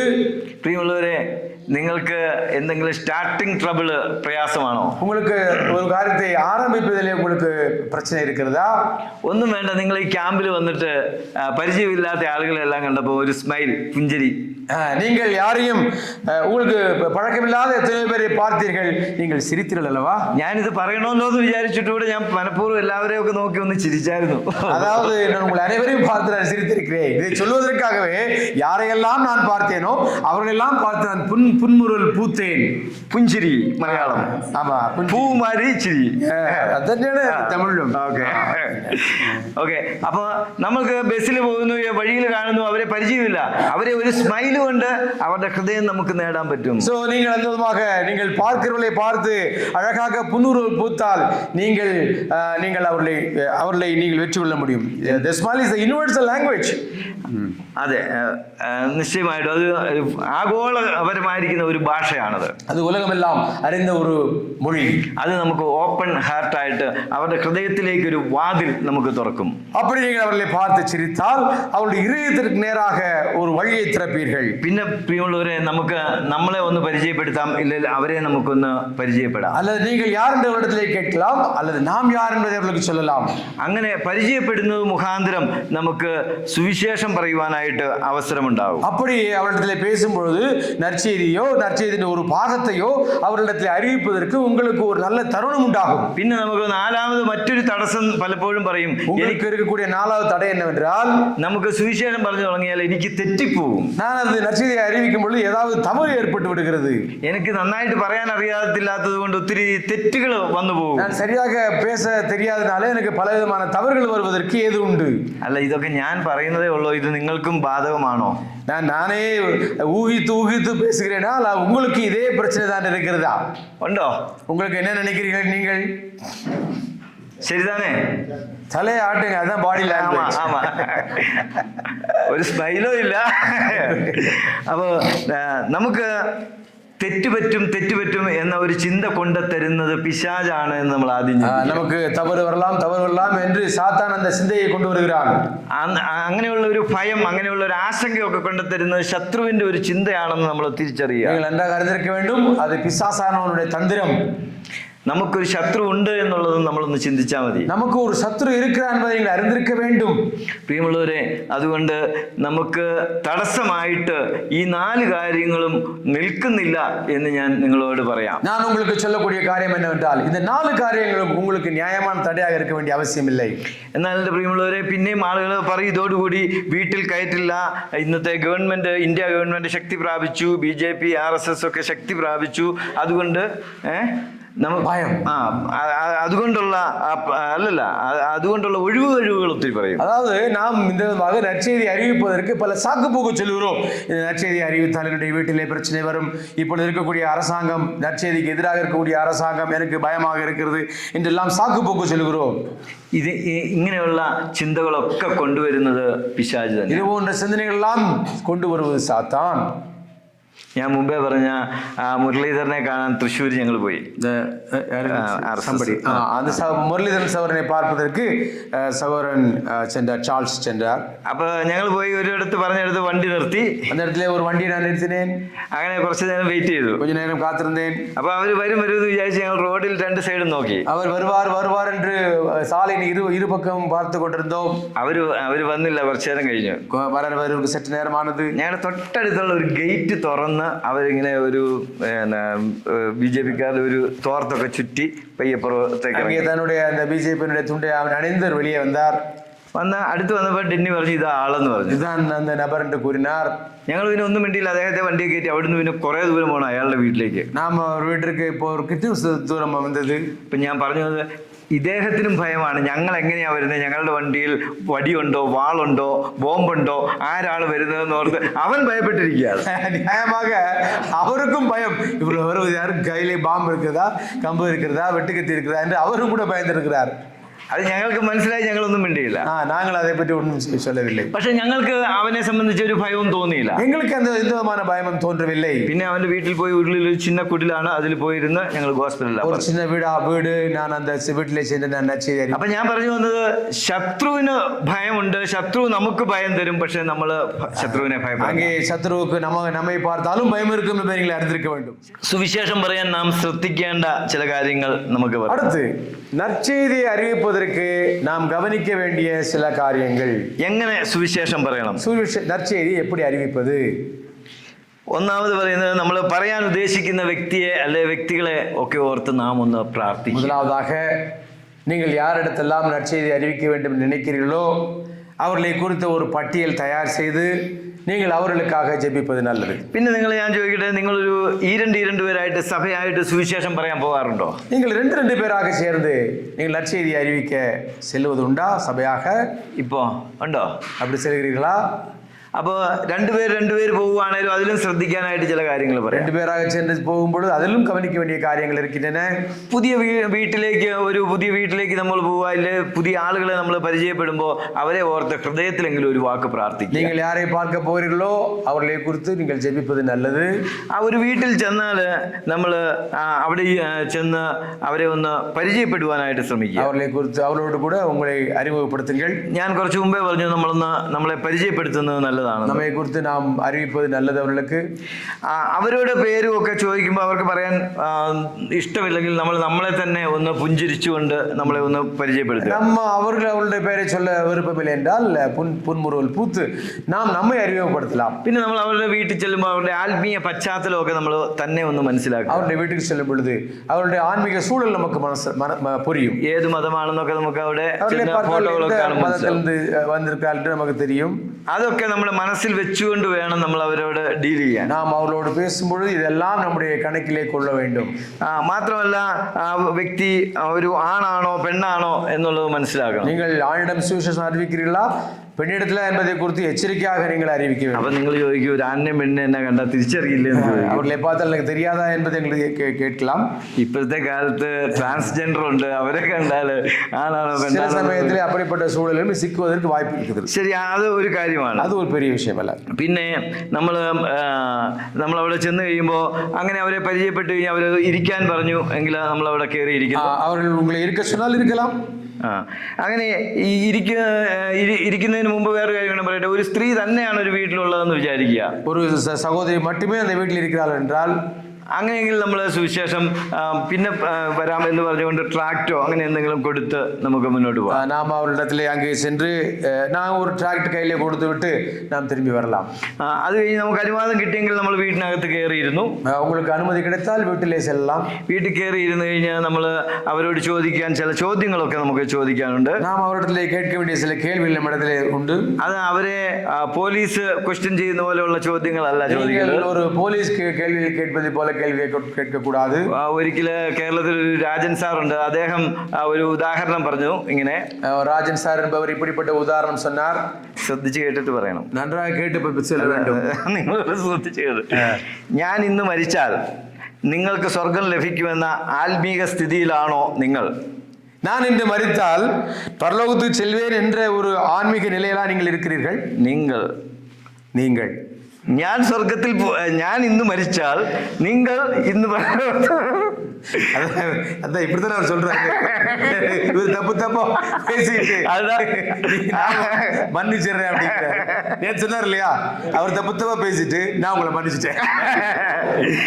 அதே மாதிரி நான் இன்று மரித்தால் நீங்கள் பரலோகத்துக்கு போவீர்கள் என்ற நம்பிக்கை இருக்கிறதா இந்த ஒரு கேள்வியை கேட்கிறார். அந்த மாதிரி ஒரு ஆள் ஒரு வீட்டில் போய் கேட்டேன். அப்படி ஒருத்தர் கேட்டேன். தமிழா மலையாளமா? மலையாளம். അപ്പോൾ നമ്മൾ അവരോട് ആത്മീക പശ്ചാത്തലം പറയുമ്പം ചോദിക്കുമ്പം വളരെ നന്നായി ശ്രദ്ധയോടെ വേണം പറയാൻ. ஆகவே இது போன்ற வரிகளை நீங்கள் கட்டும் பொழுது சரியாக சொல்ல வேண்டும். നമ്മുടെ മുമ്പിൽ ഇരിക്കുന്ന ആളോട് ബഹുമാനപൂർവ്വം നിങ്ങൾ ഇന്ന് മരിച്ചാൽ സ്വർഗത്തിൽ പോകുമോ, അങ്ങനെ ഒരു സ്ഥിതിയിലാണോ എന്നൊക്കെ വളരെ വളരെ കൈൻഡായിട്ട് மிக ஒரு கரிசனையோடு அவரிடத்தில் இன்று உங்களை மரணம் சந்திக்குமானால் நீங்கள் பரலோகத்துக்கு செல்வீர்களா என்று கனிவோடு அவரிடத்தில் கேட்கலாம். പിന്നെ നമ്മളിങ്ങനെ രണ്ടുപേരിരുന്ന് സുവിശേഷം പറയുകയാണെങ്കിൽ ഒരാൾ പറയുന്ന സമയത്ത് കൂടെ ഇരിക്കുന്ന മറ്റേ ആള് അവരെ ഓർത്ത് വീണ്ടും പ്രാർത്ഥിച്ചു. அப்படி 2 பேர் நாம் ஜெபிக்கும் பொழுது சுவிசேஷத்தை அறிவிக்க சென்றால் ஒருவர் நம்மோடு கூட இருந்து அவர்கள் ஜெபிக்கலாம். അവർക്ക് നന്നായിട്ട് സുവിശേഷം മനസ്സിലാകുവാനായിട്ട് പ്രാർത്ഥിക്കാം. அவர்களுக்கு நற்செய்தி நன்றாக அவர்களுக்கு கேட்கும்படியாக அவர்களுக்காக ஜெபிக்க வேண்டும். അവിടെ വിതയ്ക്കുന്ന വിത്ത് പിശാച് എടുത്തുകൊണ്ട് പോകാതിരിക്കാൻ പ്രാർത്ഥിക്കാം. அவர்களுடைய இடத்திலே விதைக்கக்கூடிய விதை பிசாசு எடுத்து கொண்டு போகாமல் இருக்கக்கூடிய ஜெபிக்கலாம். എങ്ങനെയെല്ലാം പിശാച് എടുത്തുകൊണ്ട് പോകാം? எப்படியெல்லாம் பிசாசு அந்த விதையை எடுத்து கொண்டு போவதற்கு வாய்ப்பு இருக்கிறது? എനിക്ക് നിറയെ ഉദാഹരണങ്ങളുണ്ട് പറയാം. எனக்கு சொல்வதற்கு அநேக உதாரணங்கள் இருக்கு. என்ன சொல்வதற்கு? ചിലപ്പോൾ ഒരു വീട്ടിൽ ചെന്ന് അവരോട് സുവിശേഷം പറഞ്ഞുകൊണ്ടിരിക്കുമ്പോൾ അവിടെ ഒരു കുഞ്ഞ് ഉണ്ടായിരിക്കും. ആ കുഞ്ഞ് പെട്ടെന്ന് അവിടെ ഒന്ന് ഉരുണ്ടു വീണു, കരഞ്ഞു, മുട്ടുപൊട്ടി, ചോര വന്നു. സുവിശേഷം പ്രശ്നം അവിടെ നിന്നു. കുഞ്ഞുങ്ങൾക്കെല്ലാം മലയാളം മനസ്സിലായില്ലേ? அதாவது நீங்கள் சுவிசேஷம் அறிவித்துக் கொண்டிருக்கிறீர்கள். அப்பொழுது என்ன சம்பவிக்கும்? ஒரு சின்ன குழந்தை என்ன செய்யும்? ஓடி வரும், கீழே விழும். அந்த குழந்தைக்கு முட்டிலே காயம் ஏற்படும், ரத்தம் வரும், அங்கு சுவிசேஷம் அங்கே தடைப்படும். അപ്പൊ സുവിശേഷം പറഞ്ഞുകൊണ്ടിരിക്കുമ്പോൾ മറ്റൊരാൾ പ്രാർത്ഥിക്കണ്ടേ? அதனால மற்றவர்கள் நீங்கள் நற்செய்தி அறிவிக்கும் பொழுது இன்னொரு ஜெபிப்பு நல்லது தானே? അപ്പൊ നിങ്ങൾ ഓർക്കും ഇതൊക്കെ ഇവിടെ വന്ന് പറയാൻ വേണ്ടിയിട്ടാണോ എന്നെ വിളിച്ചത്? ഇതെല്ലാം சொல்றக்கா என்கிட்ட வந்து அப்படிங்க கேக்குறீங்களா நீங்க? ഞാൻ ഇതേപോലെ ചെറിയ കാര്യങ്ങൾ വളരെ വലുതായി ചിന്തിക്കുന്ന ഒരു நான் சின்ன சின்ன காரியங்களை குறித்து பெரியதாக நினைக்கக்கூடிய ஒரு நபர். ഇതൊരു വലിയ വിഷയമാണ്. இது ஒரு பெரிய ஒரு காரியம். നമ്മൾ ചിന്തിക്കണം, നാം சிந்திக்க வேண்டும். ഇതിനെതിരെ നമുക്ക് പ്രാർത്ഥന മാത്രമേ പറ്റുള്ളൂ. இதற்கு எதிராக நமக்கு இருக்கக்கூடிய ஒரே ஆயுதம் ஜெபம் என்பது மட்டுமே. നമ്മുടെ മുന്നിലിരിക്കുന്ന ആള് നമ്മൾ നല്ല സുവിശേഷം സ്കോളർ പറഞ്ഞുകൊണ്ടിരുന്നാലും അവരത് കേൾക്കണമെന്നില്ല. അവരുടെ ഹൃദയത്തിന്റെ വാതിൽ തുറക്കണമെങ്കിൽ പരിശുദ്ധാത്മാവേ നീ തുറക്കണമേ എന്ന് പ്രാർത്ഥിക്കണം. நீங்கள் பெரிய வல்லுநராக இருக்கலாம், சுவிசேஷத்தை அறிவிக்கும் பொழுது மிக சிறப்பாக அறிவிக்கலாம், ஆனால் அவருடைய இருதயம் திறக்கப்படாவிட்டால் எப்படி நற்செய்தி அவர்களுக்கு உள்ளே செல்லும்? ஆகவே பரிசுத்த ஆவியானவரே அவருடைய உள்ளத்தை திறவுங்கள் என்று நீங்கள் ஜெபிக்க வேண்டும். അവർക്ക് നല്ല വാക്ക് പറയുവാനായിട്ട്, சரியான வார்த்தைகளை சொல்லுவதற்காக ஆண்டவரே கிருபை செய்யும் என்று கேட்க வேண்டும். പിന്നെ നമുക്കറിയാം സുവിശേഷം പറയുമ്പോൾ സുവിശേഷത്തിലേക്ക് പ്രവേശിക്കുമ്പോൾ നമ്മൾ മുമ്പേ പറഞ്ഞ പോലെ റോമാലേഖനം 10:23 എല്ലാവരും പാപികൾ എന്ന് നമ്മൾ പറയും.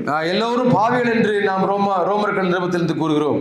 അപ്പൊ നമ്മൾ നേരിട്ട് ചെന്ന് ചില വീട്ടിൽ ചെന്ന് നിങ്ങൾ പാപിയാണ്, നിങ്ങൾ മരിച്ചാൽ നരകത്തിൽ പോകുമെന്ന് പറഞ്ഞാൽ നിങ്ങൾ ഇറങ്ങിപ്പോ എന്ന് പറയും. நீங்கள் நேராக ஒரு இடத்தில் சென்று நீங்கள் பாவிகள், நீங்கள் மரித்தால் நரகத்துக்கு போவீர்கள் சொன்னால் வெளியே போகின்ற அனுப்பி விடுவார்கள். അപ്പൊ നമ്മൾ എന്ത് ചെയ്യണമെന്ന് വെച്ചാൽ പ്രധാനമായിട്ട് മറ്റ് നമ്മളൊന്ന് മനസ്സിലാക്കേണ്ടത് നമ്മൾ ആരാണ് എന്താണെന്നുള്ളതല്ല, അവരെന്താണെന്ന് മനസ്സിലാക്കി അവരുടെ ഷൂവിനുള്ളിൽ നമ്മൾ കയറി നിൽക്കാനായിട്ട് ശ്രമിക്കണം. நாம் நம்மை குறித்தல்ல, அவர்கள் யார் என்பதை அறிந்து அவர்களுடைய அந்த காலனிக்குள்ளாக நாம் சென்று நாம் നമ്മുടെ ആത്മീക നിലയിൽ നിന്നുകൊണ്ട് സുവിശേഷം പറഞ്ഞാൽ അവർ കേൾക്കില്ല. நம்முடைய ஆத்மீக நிலையில இருந்து கொண்டு நற்செய்தி அறிவித்தால் அவர்கள் கேட்க மாட்டார்கள். നമ്മൾ അവരോട് എങ്ങനെ പറയണം? ഞാനും നിങ്ങളും പാപിയല്ലേ, நானும் நீங்களும் பாவிகள் தானே என்று அவரோട് சொல்ல வேண்டும். അത് ഞാൻ പാപിയാണെന്ന് പറയണം. நான் பாவி என்பதை ஒத்துக்கொள்கிறேன். എന്റെ പാപത്തിന് എനിക്ക് ക്ഷമ കിട്ടി, என்னுடைய பாவத்திற்கு ஒரு மன்னிப்பு கிடைத்தது. അതാണ് ഞാൻ നിങ്ങളോട് പറയാനായിട്ട് വന്നത്. நான் உங்களோடு கூட பேச சொல்ல விரும்புகிறேன். അങ്ങനെ നമ്മൾ ചിരിച്ചുകൊണ്ട് അവരോട് താതാത്മ്യപ്പെട്ടുകൊണ്ട് പറഞ്ഞാൽ, அப்படி நாம் அவர்களோடு கூட அடையாளப்படுத்திக் கொண்டு நாம் நற்செய்தி அறிவித்தால் അവർ കേൾക്കും, அவர்கள் கேட்பார்கள், അവർ സ്വീകരിക്കും, அவர்கள் ஏற்றுக்கொள்வார்கள், അവർ ചിന്തിക്കും, அவர்கள் சிந்திப்பார்கள். അങ്ങനെ നമ്മൾ അവരുടെ ഷൂവിൽ നിന്ന് പറയുവാനായിട്ട് ശ്രമിക്കണം. நாம் இந்த விதமாக அவர்களுடைய காலனிலே கால் வைத்து நாம் சிந்திக்க வேண்டும். പ്രിയമുള്ളവരെ, പിന്നെ മറ്റൊരു കാര്യങ്ങൾ എന്ന് പറയുന്നത് അറിയില്ലാത്ത കാര്യങ്ങൾ അറിയില്ല എന്ന് അവരോട് പറയും. உங்களுக்கு தெரியாத காரியங்களை குறித்து உங்களுக்கு தெரியாது என்று சொல்லுங்க. ചില കാര്യങ്ങളൊക്കെ അവർ നമ്മളോട് ചിലപ്പോൾ ചോദിച്ചെന്നിരിക്കും. அந்த கேள்விகளை அவர்கள் உங்களிடத்திலே கேட்பார்கள். മുമ്പേ ഞാൻ പറഞ്ഞല്ലോ, നമുക്ക് എല്ലാം പറയാൻ അറിയില്ല എന്നൊരു പ്രശ്നം ഉണ്ടായേക്കാം. நமக்கு ஏற்கனவே உங்களுக்கு நீங்கள் சொன்னீர்கள் அல்லவா, எனக்கு தெரியாத பல காரியங்கள் உண்டென்று. അപ്പൊ നമുക്കറിയത്തില്ലാത്ത കാര്യങ്ങൾ, എനിക്ക് ഈ കാര്യങ്ങൾ ഇത്രയും നന്നായിട്ട് അറിയില്ല, അത് ഞാൻ നാളെ പറയാം, അല്ലെങ്കിൽ പിന്നെ ചോദിച്ചിട്ട് പറയില്ല, ഫോൺ വിളിച്ച് പറയാം എന്ന് പറയാനുള്ള ഒരു ആർജവത്വം, മാന്യത, മര്യാദ. இந்த விதமாக எனக்கு தெரியாது என்று சொல்லுவதிலே நீங்கள் எந்த விதமான தயக்கம் காட்ட வேண்டிய அவசியம் இல்லை. உங்களுக்கு தெரியாத விஷயங்களை தெரியாது என்று சொல்வது நல்லது, அது ஒரு மரியாதைக்குரிய ஒரு விஷயம். അല്ലാതെ അവരോട് അനാവശ്യമായ തർക്കത്തിനും വാഗ്വാദത്തിനും ഫൈറ്റിങ്ങിനും നമ്മൾ പോകരുത്. அவர்களோடு கூட அனாவசியமாக தர்க்கத்தில் ஈடுபடக்கூடாது. പിന്നെ അവർ മുറിവുണ്ടാക്കുന്ന രീതിയിൽ നമ്മൾ ഒരു വാക്കുകൾ സംസാരിക്കും. അവർക്ക് കായത്തെ ഏർപ്പെടുത്തக்கூடிய വകയിൽ നാം അവരോട് കൂടെ പേസக்கூடாது. നിങ്ങളുടെ ദൈവം ശരിയല്ല, വിഗ്രഹം ശരിയല്ല, ഇങ്ങനെ അവരുടെ കുറവുകൾ നമ്മൾ പറയരുത്. நாம் விதமாக உங்களுடைய விக்கிரகம் இப்படி இருக்கிறது, நீங்கள் இப்படிலாம் செய்யக்கூடாது என்றெல்லாம் சொல்லக்கூடாது. ഞാൻ ഒരു കത്തോലിക്ക മതത്തിൽ നിന്ന് ജനിച്ചു വളർന്നയാളാണ്. സഹോദരനെ കുറിച്ച് ചൊല്ലും പൊഴുது അവர்கள் കത്തോലിക്ക മതത്തിൽ നിന്ന് വന്നിരിക്കിன்றார்கள். അപ്പൊ എന്നോട് സുവിശേഷം പറയാൻ വന്ന ആൾ എപ്പോഴെങ്കിലും എന്റെ വീട്ടിലെ വിഗ്രഹത്തെ കുറിച്ചോ മാതാവിനെ കുറിച്ചോ പറഞ്ഞിരുന്നെങ്കിൽ ഞാൻ അവനെ അപ്പോഴേ ഓടിക്കുമായിരുന്നു. அப்படி யாராவது என்னுடைய வீட்டிலே வந்திருந்து என்னுடைய வீட்டில் இருக்கக்கூடிய விக்கிரகங்களை குறித்தோ மாதாவை குறித்தோ அவர் பேசினால் அவர்களை நான் விரட்டி இருப்பேன். എന്റെ വീട്ടിൽ നിന്ന് ഞാൻ ഒരു 10-50 പാസ്റ്റർമാരെ ഞാൻ ഓടിച്ചിട്ടുണ്ട്. ஒரு 50 பேர் என்னுடைய வீட்டிலே வந்திருக்கிறார்கள், அவர்கள் எல்லாம் விரட்டி அடித்ததுண்டு. ആണ് ഈ വ്യക്തി വന്ന് പറഞ്ഞു, എന്റെ രക്ഷയ്ക്കുള്ള സുവിശേഷം പറഞ്ഞു. வந்த நபர் என்னுடைய மீட்பிற்கான காரியத்தை பற்றி அவர் சொன்னார். അത് ഞാൻ സ്വീകരിച്ചു, நான் அதை ஏற்றுக்கொண்டேன். അതുകൊണ്ട് നമ്മൾ വളരെ ശ്രദ്ധിക്കണം. നമ്മൾ അവരെ മുറിവേൽപ്പിക്കുന്ന ഒന്നും പറയരുത്, നമ്മുടെ ഓപ്പണിംഗ് നഷ്ടപ്പെടും. அவர்களுக்கு காயத்தை ஏற்படுத்தக்கூடிய எந்த ஒரு காரியத்தையும் நாம் செய்யக்கூடாது. സമയം ഉണ്ടായിരുന്നെങ്കിൽ നമുക്ക് അത് സംബന്ധിച്ച് കുറെ കാര്യങ്ങളൊക്കെ നമുക്ക് ഇനിയും എപ്പോഴെങ്കിലും ഒക്കെ പറയാം. ஏதாவது நேரம் கிடைக்கும் என்றால் நமக்கு இன்னுം அதிகமான காரியங்களை நாம் பேசலாம். അതുവഴി നമ്മൾ നല്ല ബിഹേവ് ചെയ്താൽ, നമ്മളുടെ ഉദ്ദേശശുദ്ധി, നമ്മൾ തർക്കിക്കാതിരുന്നാൽ, അറിയില്ല എന്ന് പറഞ്ഞാൽ നമ്മളുടെ ഉദ്ദേശശുദ്ധി, നമ്മളുടെ മാന്യതയും ഒക്കെ നമ്മുടെ മുമ്പിൽ ഇരിക്കുന്നവർ മനസ്സിലാക്കും. நாம் மிக சுத்தமானவர்களாக இருக்கின்றோம், நாம் எதற்காக காரியங்களை சொல்லுகிறோம் என்பதை அவர்கள் அறிந்திருப்பார்கள். പിന്നെ നമുക്ക് ഈ സുവിശേഷം അറിയാൻ, രക്ഷ അറിയാമെന്നുള്ളത് കൊണ്ട് നമ്മൾ അങ്ങനെ ധൈര്യപ്പെട്ട് അങ്ങനെ വലിയ അഹങ്കാരപ്പെട്ടൊന്നും ഇരിക്കേണ്ട കാര്യമില്ല. നമ്മുടെ മുമ്പിൽ ഇരിക്കുന്നവർ നമ്മളെക്കാൾ വലിയവരാണ്, മികവുള്ളവരാണ് എന്ന ഒരു ചിന്ത ശരിക്കും നമ്മുടെ ഉള്ളത്തിൽ വേണം. நமக்கு நற்செய்தி தெரிந்து விட்டது, கர்த்தரை அறிந்திருக்கிறோம் என்பதற்காக பெருமை பாராட்ட வேண்டிய அவசியமில்லை. நமக்கு முன்பதாக உள்ளவர் கனத்திற்குரியவர், மரியாதைக்குரியவர் என்ற எண்ணம் நமக்கு இருக்க வேண்டும். അങ്ങനെ പ്രിയമുള്ളവരെ, നമ്മൾ ശ്രദ്ധിക്കുന്നുവെങ്കിൽ നമുക്ക് അവിടെ നല്ല നിലയിൽ സുവിശേഷം പറയാൻ പറ്റും. நீங்கள் இப்படி இல்லை, இது போன்ற காரியங்கள் எல்லாம் நீங்கள் கணக்கில் எடுத்தால் நீங்கள் நற்செய்தி அறிவிக்கலாம். സുവിശേഷം നമുക്കറിയാവുന്ന കാര്യങ്ങൾ വ്യക്തമായി കൃത്യമായി ഭവ്യതയോടെ എളിമയോടെ നാം അറിയിക്കുക. உங்களுக்கு தெரிந்த காரியங்களை மிக எளிமையாக நீங்கள் மற்றவர்களிடத்திலே அறிவிக்க வேண்டும். അങ്ങനെ നമ്മുടെ സാക്ഷ്യത്തോടു കൂടി നമ്മൾ പറഞ്ഞാൽ ചിലപ്പോൾ അവര് രക്ഷ സ്വീകരിക്കാൻ സാധ്യമാണ്. இப்படி நல்ல ஒரு சாட்சியோடு நீங்கள் நற்செய்தி அறிவித்தால் அவர்கள் ரட்சிக்கப்படுவதற்கு ஏதுண்டு. ശരി, അങ്ങനെ ആ കാര്യവും ഞാൻ അവിടെ വിടുന്നു. நான் இப்போ அப்படி அந்த இடத்துல விடுகிறேன். അപ്പൊ ഇത്രയൊക്കെ വലിയ കാര്യമാണ് സുവിശേഷം. இப்படி நற்செய்தி அறிவிப்பது இவ்வளவு பெரிய காரியம். ഇതെല്ലാം നമുക്ക് മനസ്സിലായി, எல்லாம் நமக்கு புரிந்தது. നാളെ നമ്മൾ സുവിശേഷം പറയാനായിട്ട് അതുകൊണ്ട് തീരുമാനിച്ചു. நாம் நாளை நற்செய்தி அறிவிக்க வேண்டும் என்று தீர்மானிக்கின்றோம். ഇത് കേട്ട് നിങ്ങൾക്ക് എല്ലാവർക്കും ഒരാളോടെയും സുവിശേഷം പറയണമെന്ന് തോന്നിയില്ലേ? இவ்வளவு சொன்னதற்கு அப்புறம் நான் ஒரு ஆளிடமாவது நபரிடமாவது நற்செய்தி அறிவிக்க எண்ணம் உங்களுக்கு வருகிறதா இல்லையா? ഇല്ലാത്ത ആരെങ്കിലും ഉണ്ടോ? ഇല്ലാത്ത ആരെങ്കിലും ഉണ്ടോ? ഇല്ലല്ലോ, ഇല്ലാത്ത ആരുമില്ല, ഉള്ളവരാണല്ല. உங்களுக்கு அந்த ஒரு உத்வேகம் உற்சாகம் வர வேண்டும். പക്ഷെ ഇനിയാണ് പ്രശ്നം. இனிமேல் தான் வருகிறது பிரச்சனை. അയ്യോ, എന്താ അടുത്ത പ്രശ്നം? அடுத்த பிரச்சனை என்ன? നമ്മൾ ഈ കാര്യങ്ങളൊക്കെ മനസ്സിലാക്കി, இதெல்லாவற்றையும் நாம் புரிந்து கொண்டோம். ഇവർക്ക് രക്ഷിക്കപ്പെടാൻ യേശു അല്ലാതെ വേറൊന്നും ഇല്ല എന്നുള്ളത് മനസ്സിലാക്കി. இயேசுவை தவிர ரட்சிக்கப்படுவதற்கு வேறு மார்க்கம் இல்லை என்று அவர் அறிந்து விட்டார். പക്ഷെ നമ്മൾ ആ വീട്ടിൽ ചെന്നില്ലേ, ആ വ്യക്തിയോട് സുവിശേഷം പറയുന്നു, സുവിശേഷം പറയാൻ തുടങ്ങുന്നു. நாம் அந்த நற்செய்தி அறிவிக்க ஆரம்பிக்கின்றோம். അപ്പൊ അവര് പറയുകയാണ്, அவர் சொல்லுகிறார், എനിക്കിത് വേണ്ട, எனக்கு வேண்டாம் என்று கூறுகிறார். കണ്ടോ, என்னை இவ்வளவு தூரம் கஷ்டப்பட்டு சொல்லி வேண்டாம் என்று கூறுகிறார். എനിക്കിത് ആവശ്യമില്ല, எனக்கு இது தேவையில்லை, ഞാൻ നരകത്തിൽ പൊക്കോളാം, நான் நரகத்திலே போய் கொள்கிறேன், നിന്റെ ദൈവത്തെ എനിക്ക് വേണ്ട, உங்களுடைய தெய்வம் எனக்கு தேவையில்லை, എനിക്ക് രക്ഷ വേണ്ട, இந்த ரட்சிப்பு தேவையில்லை, നീ രക്ഷപ്പെട്ടാ നീ പൊക്കോ, உங்களுக்கு தேவையான ரட்சித்து நீங்கள் பெற்றுக் கொள்ளுங்கள். ഇങ്ങനെ നിങ്ങളോട് ആരെങ്കിലും ഒക്കെ പറഞ്ഞിട്ടില്ലേ? யாராவது உங்கள்கிட்ட சொல்லியிருக்கிறார்களா? അപ്പൊ പിന്നെ ഇവരോട് എങ്ങനെ നമ്മൾ இவர்களோட எப்படி நாம் நற்செய்தி அறிவிப்பது? അവർ പറയും, നിങ്ങൾ എനിക്ക് സമയം കൊല്ലി, ഞങ്ങളുടെ സമയം വേസ്റ്റ് ആകും, വേഗം പോകാൻ പറയും. நீங்கள் எங்களுடைய நேரத்தை வீணாக்காதீர்கள். കണ്ടോ, അപ്പോഴാ നിങ്ങൾ മുമ്പേ പറഞ്ഞേ, ഇത് തന്നെയല്ലേ ബ്രദറെ ഞങ്ങൾ ആദ്യം പറഞ്ഞേ, இதைத்தான் நாங்கள் சொன்னோம், இப்படித்தான் நடக்கும் என்று எங்களுக்கு தெரியுமே. നിങ്ങൾക്ക് വേറെ പണിയില്ലേ? உங்களுக்கு வேற வேலை இல்லையா? നിങ്ങൾ ഞങ്ങൾക്കൊരു ഭാരമാണ്, நீங்கள் எங்களுக்கு ஒரு பாரமாக இருக்கிறீர்கள். നിങ്ങൾ വേറെ അടുത്ത വീട്ടിൽ പോയി வேற அடுத்த வீட்டுல போய் நற்செய்தி அறிவிங்கள். സ്വർഗത്തിൽ പോയ ആരെയായിരുന്നു നിങ്ങൾക്ക് അറിയാവോ? பரலோகத்துக்கு சென்ற யாரையாவது உங்களுக்கு தெரியுமா? നിങ്ങൾ കണ്ടിട്ടുണ്ടോ? யாராவது பார்த்திருக்கிறீர்களா? ഞങ്ങൾക്കിത് വേണ്ട. எங்களுக்கு வேண்டாம். എന്നാ ചെയ്യും? என்ன செய்ய முடியும்? ഇങ്ങനെയൊക്കെയുള്ള അനേക ചിന്തയുള്ളവരുടെ അടുത്തോട്ടാണ് നമ്മൾ പോകുന്നത്. இப்படிப்பட்ட மக்கள் மத்தியில் தான் நாம் சுவிசேஷத்தை அறிவிக்க செல்கிறோம். ചെന്നായ്ക്കളുടെ നടുവിൽ കുഞ്ഞാടുകളെ പോലെ. அங்கே ஓநாய்களுக்கு இடையிலே ஆட்டுக்குட்டிகளை போல் நாம் செல்கிறோம். അപ്പൊ എങ്ങനെ പോകും? நாம் எப்படி செல்வோம்? കർത്താവ് പറഞ്ഞു, ഞാൻ നിങ്ങളെ ഇങ്ങനെയുള്ള ചെന്നായ്ക്കളുടെ നടുവിൽ കുഞ്ഞാടുകളെ പോലെയാണ് ഞാൻ അയക്കുന്നതെന്ന് പറഞ്ഞു. ஆண்டவர் மிக தெளிவாக சொல்லியிருக்கிறார், இப்படிப்பட்ட இந்த ஓநாய்களுக்கு நடுவிலே தான் உங்களை ஆட்டுக்குட்டிகளை போல அனுப்பியிருக்கிறேன். അപ്പൊ എങ്ങനെ സുവിശേഷം പറയും? அப்படி என்றால் எப்படி நற்செய்தி அறிவிக்க வேண்டும்? ഞങ്ങളുടെ നാട്ടിൽ മലയാളത്തിൽ ഒരു ചൊല്ലുണ്ട്, மலையாளத்தில் இப்படி ஒரு வாக்கு இருக்கிறது, പ്രൈസ്. തെരുതെരാ ഏറ് വരുമ്പോഴാ നിന്റെ ഒരു പാട്ട് കച്ചേരി എന്ന് പറയും. പാട്ട് കച്ചേരി ഇല്ല? பாட்டு கச்சேரி தெரியும். പാട്ട് കച്ചേരി அப்படியே നടക്കുമ്പോ കല്ലെടുത്ത് அப்படியே ജനങ്ങൾ എറിയുന്നു.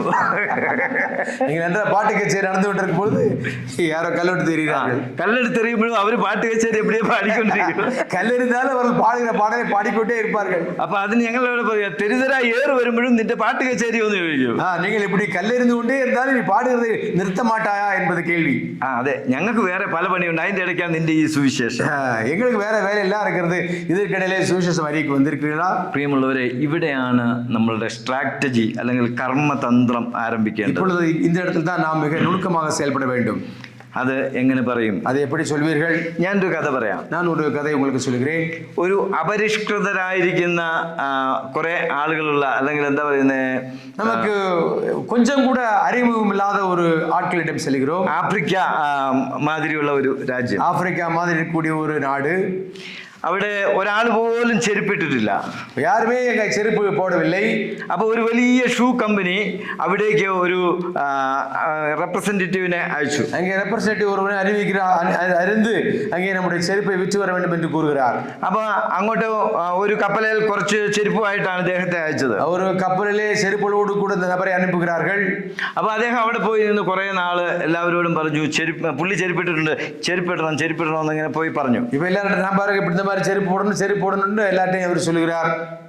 അപ്പൊ അവര് പറഞ്ഞു ഞങ്ങൾക്ക് ചെരുപ്പൊന്നും വേണ്ട, ഞങ്ങൾ ഇത്രയും കാലമായിട്ട് ഇങ്ങനെയൊക്കെ ജീവിക്കുന്നത്.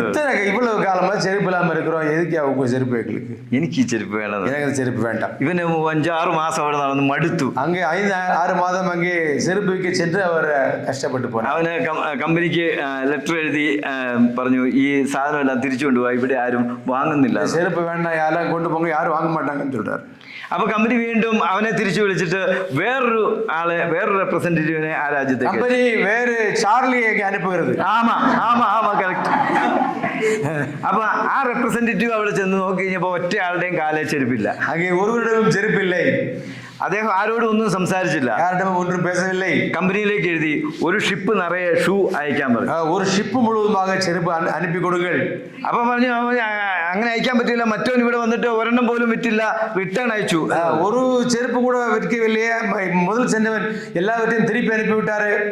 ഇതാ നമ്മളുടെ ചിന്ത പോകേണ്ടത് എങ്ങനെയാണ്? ഇതാ നമ്മുടെ കാഴ്ച, നാം എപ്പടി ചിന്തിക്കിன்றோம். അവൻ അവിടെ നിന്നു, അനേക നാളുകൾ അവരോട് കൂടെ ജോലി ചെയ്തു, പല കാര്യങ്ങൾ ചെയ്ത് അവരുടെ കൂടെ 1 വർഷം കഴിഞ്ഞു.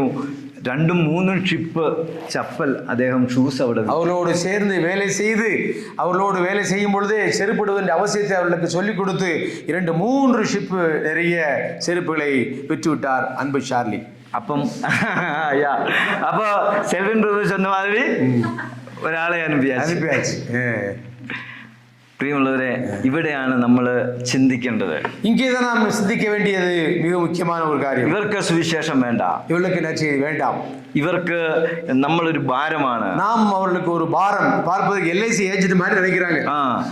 പക്ഷേ നമ്മളൊന്ന് ഓർക്കണം, അവർക്ക് ഈ സുവിശേഷം നാം കൊടുക്കാൻ നാം അവർക്ക് കടക്കാരാണ് എന്നുള്ളത്. നാം അവർക്ക് നற்செய்தி അറിയിപ്പതിൽ നാം കടമപ്പെട്ടിരിக்கிறோம் എന്ന് അറിഞ്ഞിരിക്ക வேண்டும். നമ്മുടെ മേൽ അത് വലിയൊരു ഉത്തരവാദിത്വം ഭരമേൽപ്പിച്ചിരിക്കുന്നു എന്നുള്ളത് നമ്മൾ നമുക്ക് മിനമേൽ വേണ്ട കടമ. നമ്മൾ ഈ ആത്മാക്കളുടെ ഉത്തരവാദിത്വം ദൈവത്തോട് ഒരു ദിവസം കണക്ക് ബോധിപ്പിക്കേണ്ടതാണ്. இந்த மக்களுக்கு உடைய ஆத்மாக்களை குறித்த கணக்கு நாம் ஒப்புவிக்க வேண்டும். പ്രിയമുള്ളവരെ, ഈ ചിന്ത നമ്മളെ ഭരിക്കുന്നുവെങ്കിൽ ഈ രണ്ടാമത് ഷൂ വിൽക്കാൻ പോയവനെ പോലെ നമുക്ക് പോകാൻ. നാം ഇന്നതുமாக இரண்டாவது ஷூ விற்க போனவரை போல நாம் நடந்து கொள்ள வேண்டும். ഇനി 2-3 ഇനിയും പോയിന്റുകൾ പറയുവാനായിട്ടുണ്ട്. ചില കാര്യങ്ങളെ சொல்வதற்கு எனக்கு ഉണ്ട്, നേരമുണ്ട്. അപ്പൊ ഞാൻ 1-2 വാക്കുകൾ വേഗത്തിൽ ചില കാര്യം പറയാം. 1 அல்ல 2 കാര്യങ്ങളെ உங்களுக்கு വേഗமாக நான் சொல்ல விரும்புகிறேன். ഞാൻ പറഞ്ഞു, അനേക മെത്തേഡുകൾ സുവിശേഷം അറിയിക്കാനുണ്ട്. നற்செய்தி அறிவிப்பதிலே പല മാർഗങ്ങൾ ഇരിക്കുന്നു. ഏറ്റവും നല്ല മെത്തേഡ് ഏതാണ്?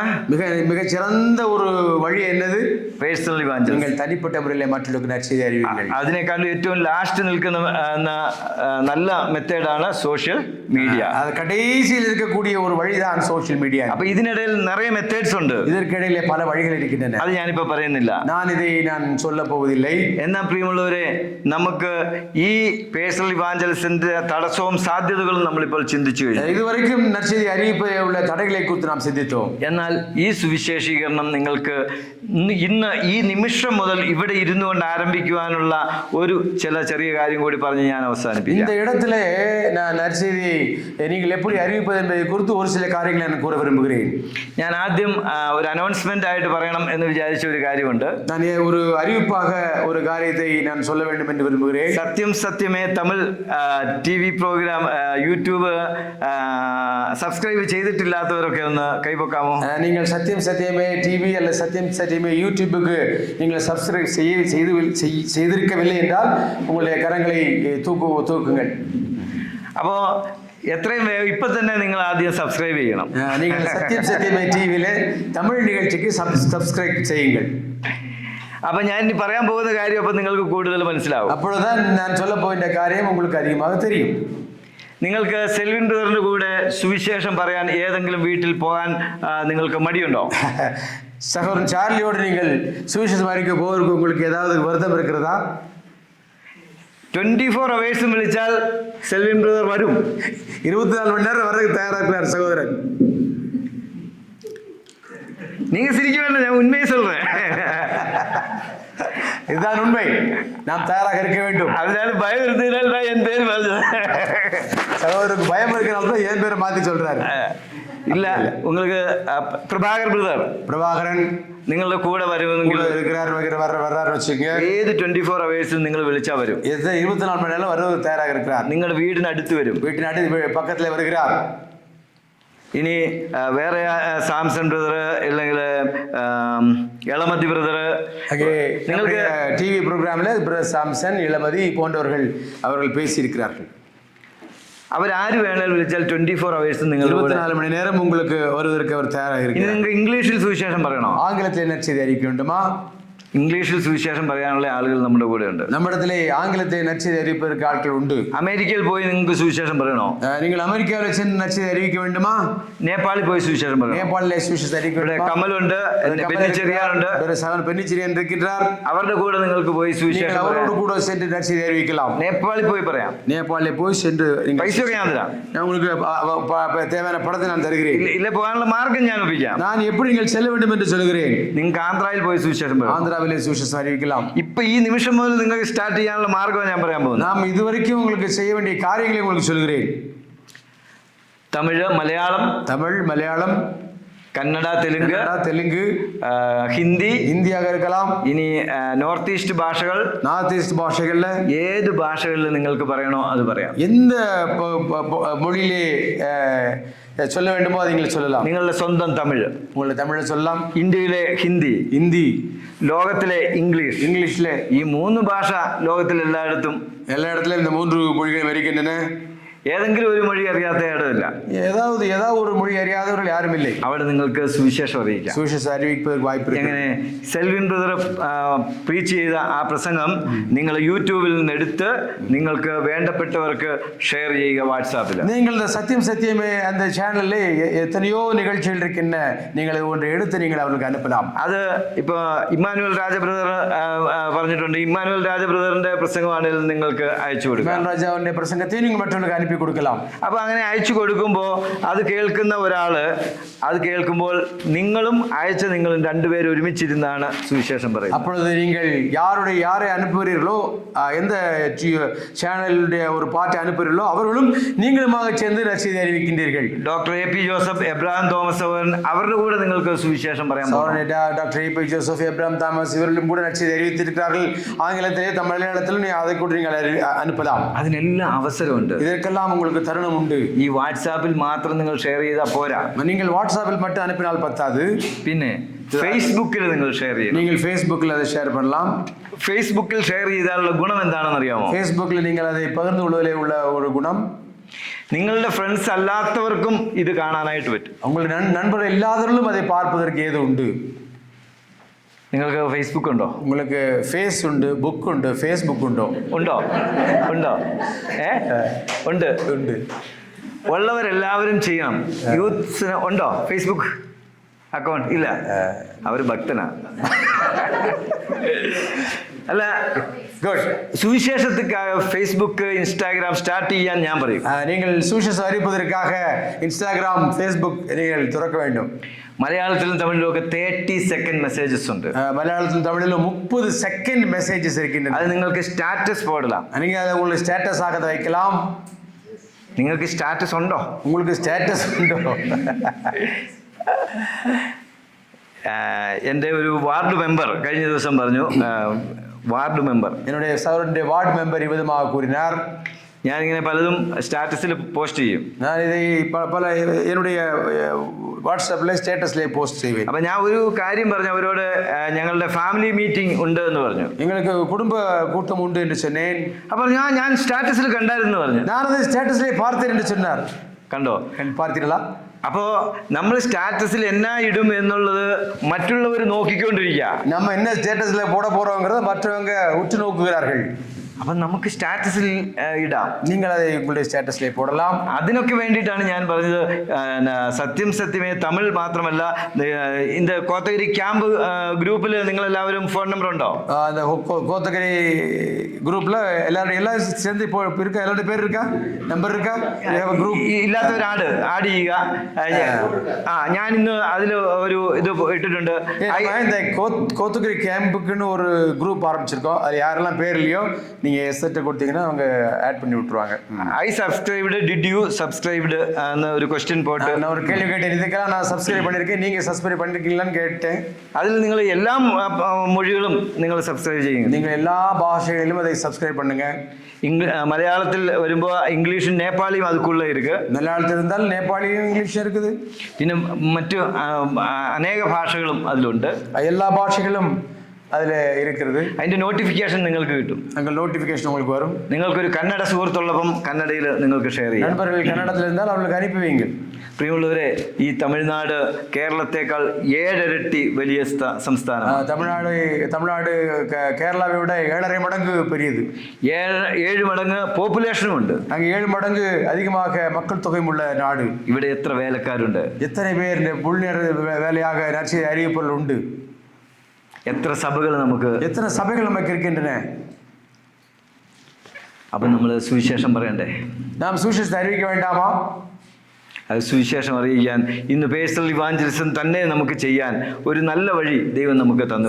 நற்செய்தி அறிவிப்பதற்கு நல்ல ஒரு அருமையான ஒரு வழியை നമുക്ക് തന്നിരിக்கின்றார். പ്രിയമുള്ളവരെ, ഇത് നമുക്ക് ആദ്യം നമ്മുടെ വീടിനടുത്ത് പറയാം, വീട്ടിലുള്ളവരോട് പറയാം. முதலாவதாக உங்கள் வீட்டிலே உள்ளவர்களுக்கு சுவிசேஷத்தை அறிவியுங்கள், வீட்டிற்கு பக்கத்திலே உள்ளவர்களுக்கு சுவிசேஷத்தை அறிவியுங்கள். അത് സ്വന്തം നാട്ടിൽ മറ്റുള്ള അടുത്ത് നമുക്ക് സുവിശേഷം പറയാം, മറ്റുള്ളവരുടെ നற்செய்தி അറിയിக்கலாம்.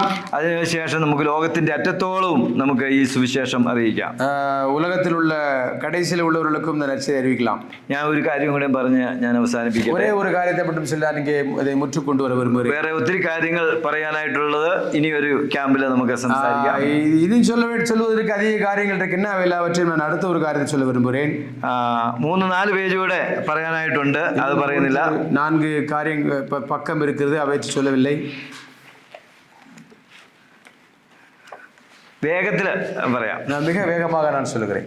നമുക്ക് സുവിശേഷം പറയാൻ ടോപ്പിക്സ് ഇല്ല എന്ന് ചിലർ പറയും. நமக்கு சுவிசேஷத்தை அறிவிப்பதற்கு தலைப்புகள் இல்லை என்று நினைக்கிறார்கள். നമ്മൾ ഒരു മരിച്ച വീട്ടിൽ ചെല്ലുകയാണ്. நீங்கள் ஒரு மரண வீட்டுக்கு செல்கிறீர்கள். അവിടെ ചെന്നാൽ നമുക്ക് സുവിശേഷം പറയാൻ മാറ്റമുണ്ട്. நீங்கள் அங்கே நற்செய்தி அறிவிப்பதற்கு உங்களுக்கு மார்க்கம் இருக்கிறது.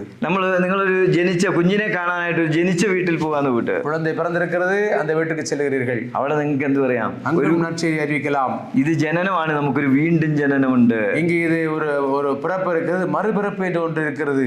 മരിച്ച വീട്ടിൽ പറയാം, ഇത് താൽക്കാലിക മരണമാണ്, നമുക്ക് നിത്യമായ മരണം വരാതിരിക്കാൻ നമുക്ക് രക്ഷിക്കപ്പെടാൻ പറയാം. மரணம் இருக்கக்கூடிய வீட்டிலே ஒரு நித்திய மரணம் இல்லாத ஒரு இடத்திற்கு செல்ல வேண்டும் என்று சொல்லலாம்.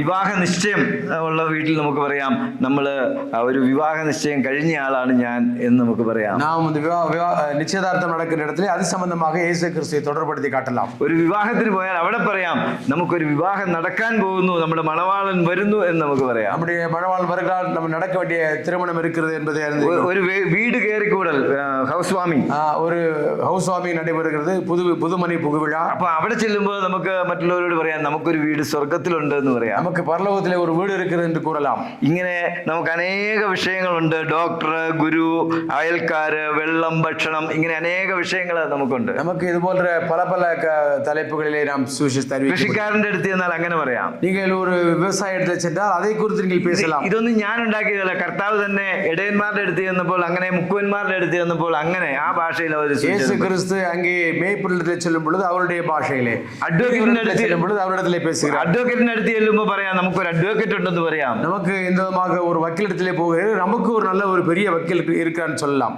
എനിക്ക് ഒത്തിരി കാര്യങ്ങൾ ഓർമ്മ വരുന്നുണ്ട്, പറയുന്നില്ലെങ്കിലും ഒരു ജഡ്ജിയുടെ അടുത്ത് ചെന്നാൽ നമുക്ക് പറയാം, നിങ്ങളെക്കാൾ വലിയൊരു ജഡ്ജി വരാനുണ്ട് എന്ന് പറയാം. உங்களை விட ஒரு பெரிய நியாயாதிபதி இருக்கிறார் என்பதை கூட நாம் சொல்லலாம். ജഡ്ജിമാർ താമസിക്കുന്നവരിടത്ത് ഒരിക്കൽ സുവിശേഷം പറയാൻ എനിക്ക് അവസരമുണ്ടായി.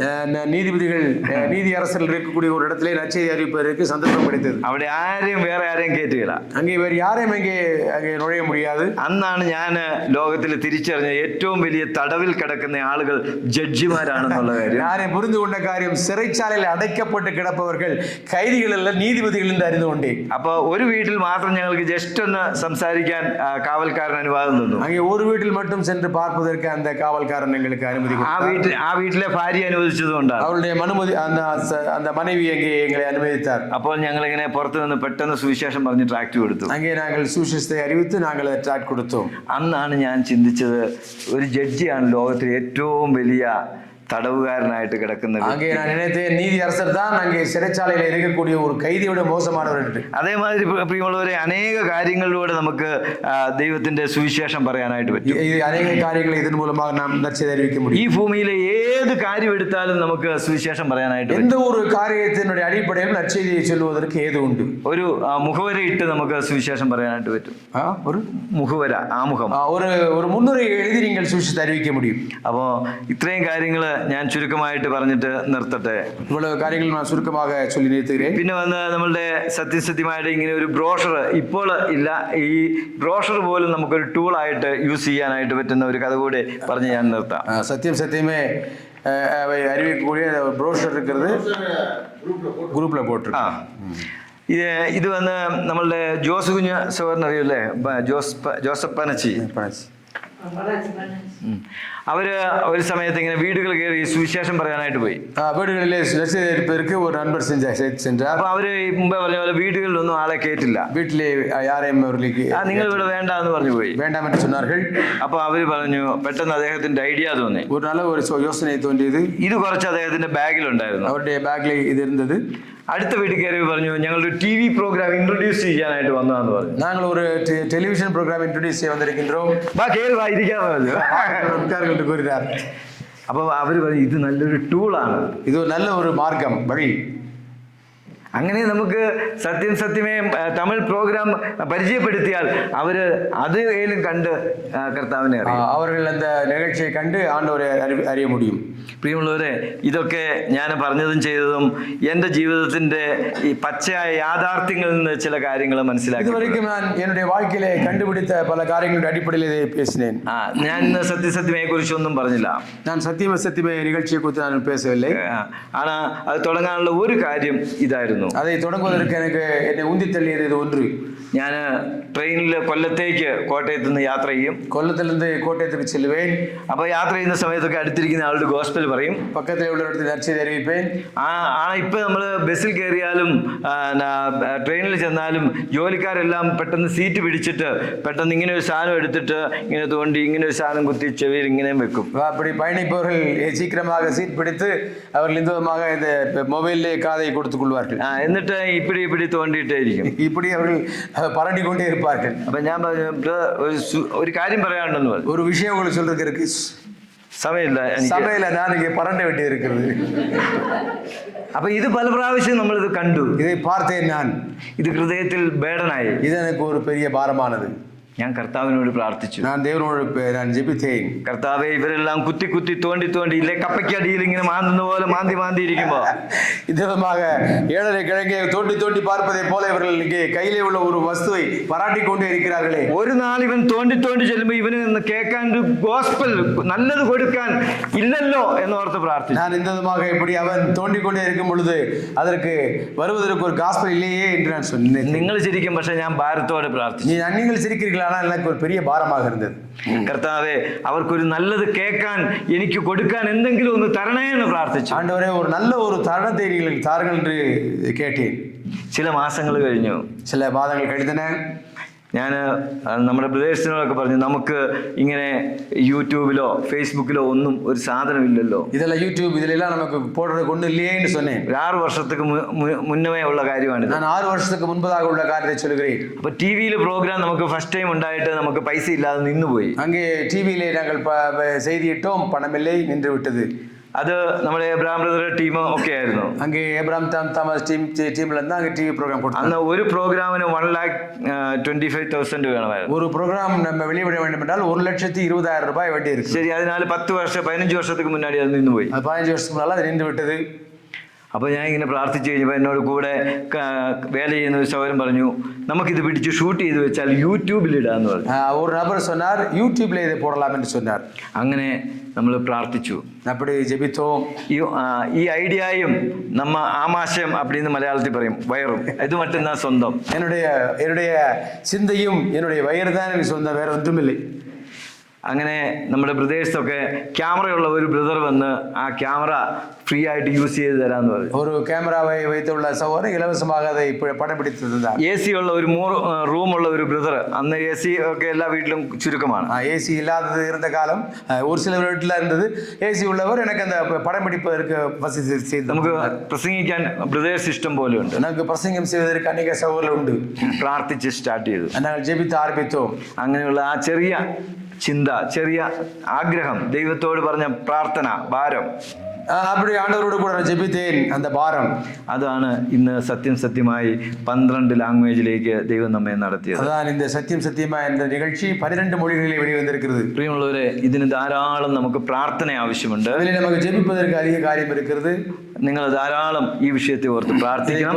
நீங்கள் ஜெபிக்க வேண்டும். നിങ്ങളുടേതാണ് ഈ പ്രോഗ്രാം.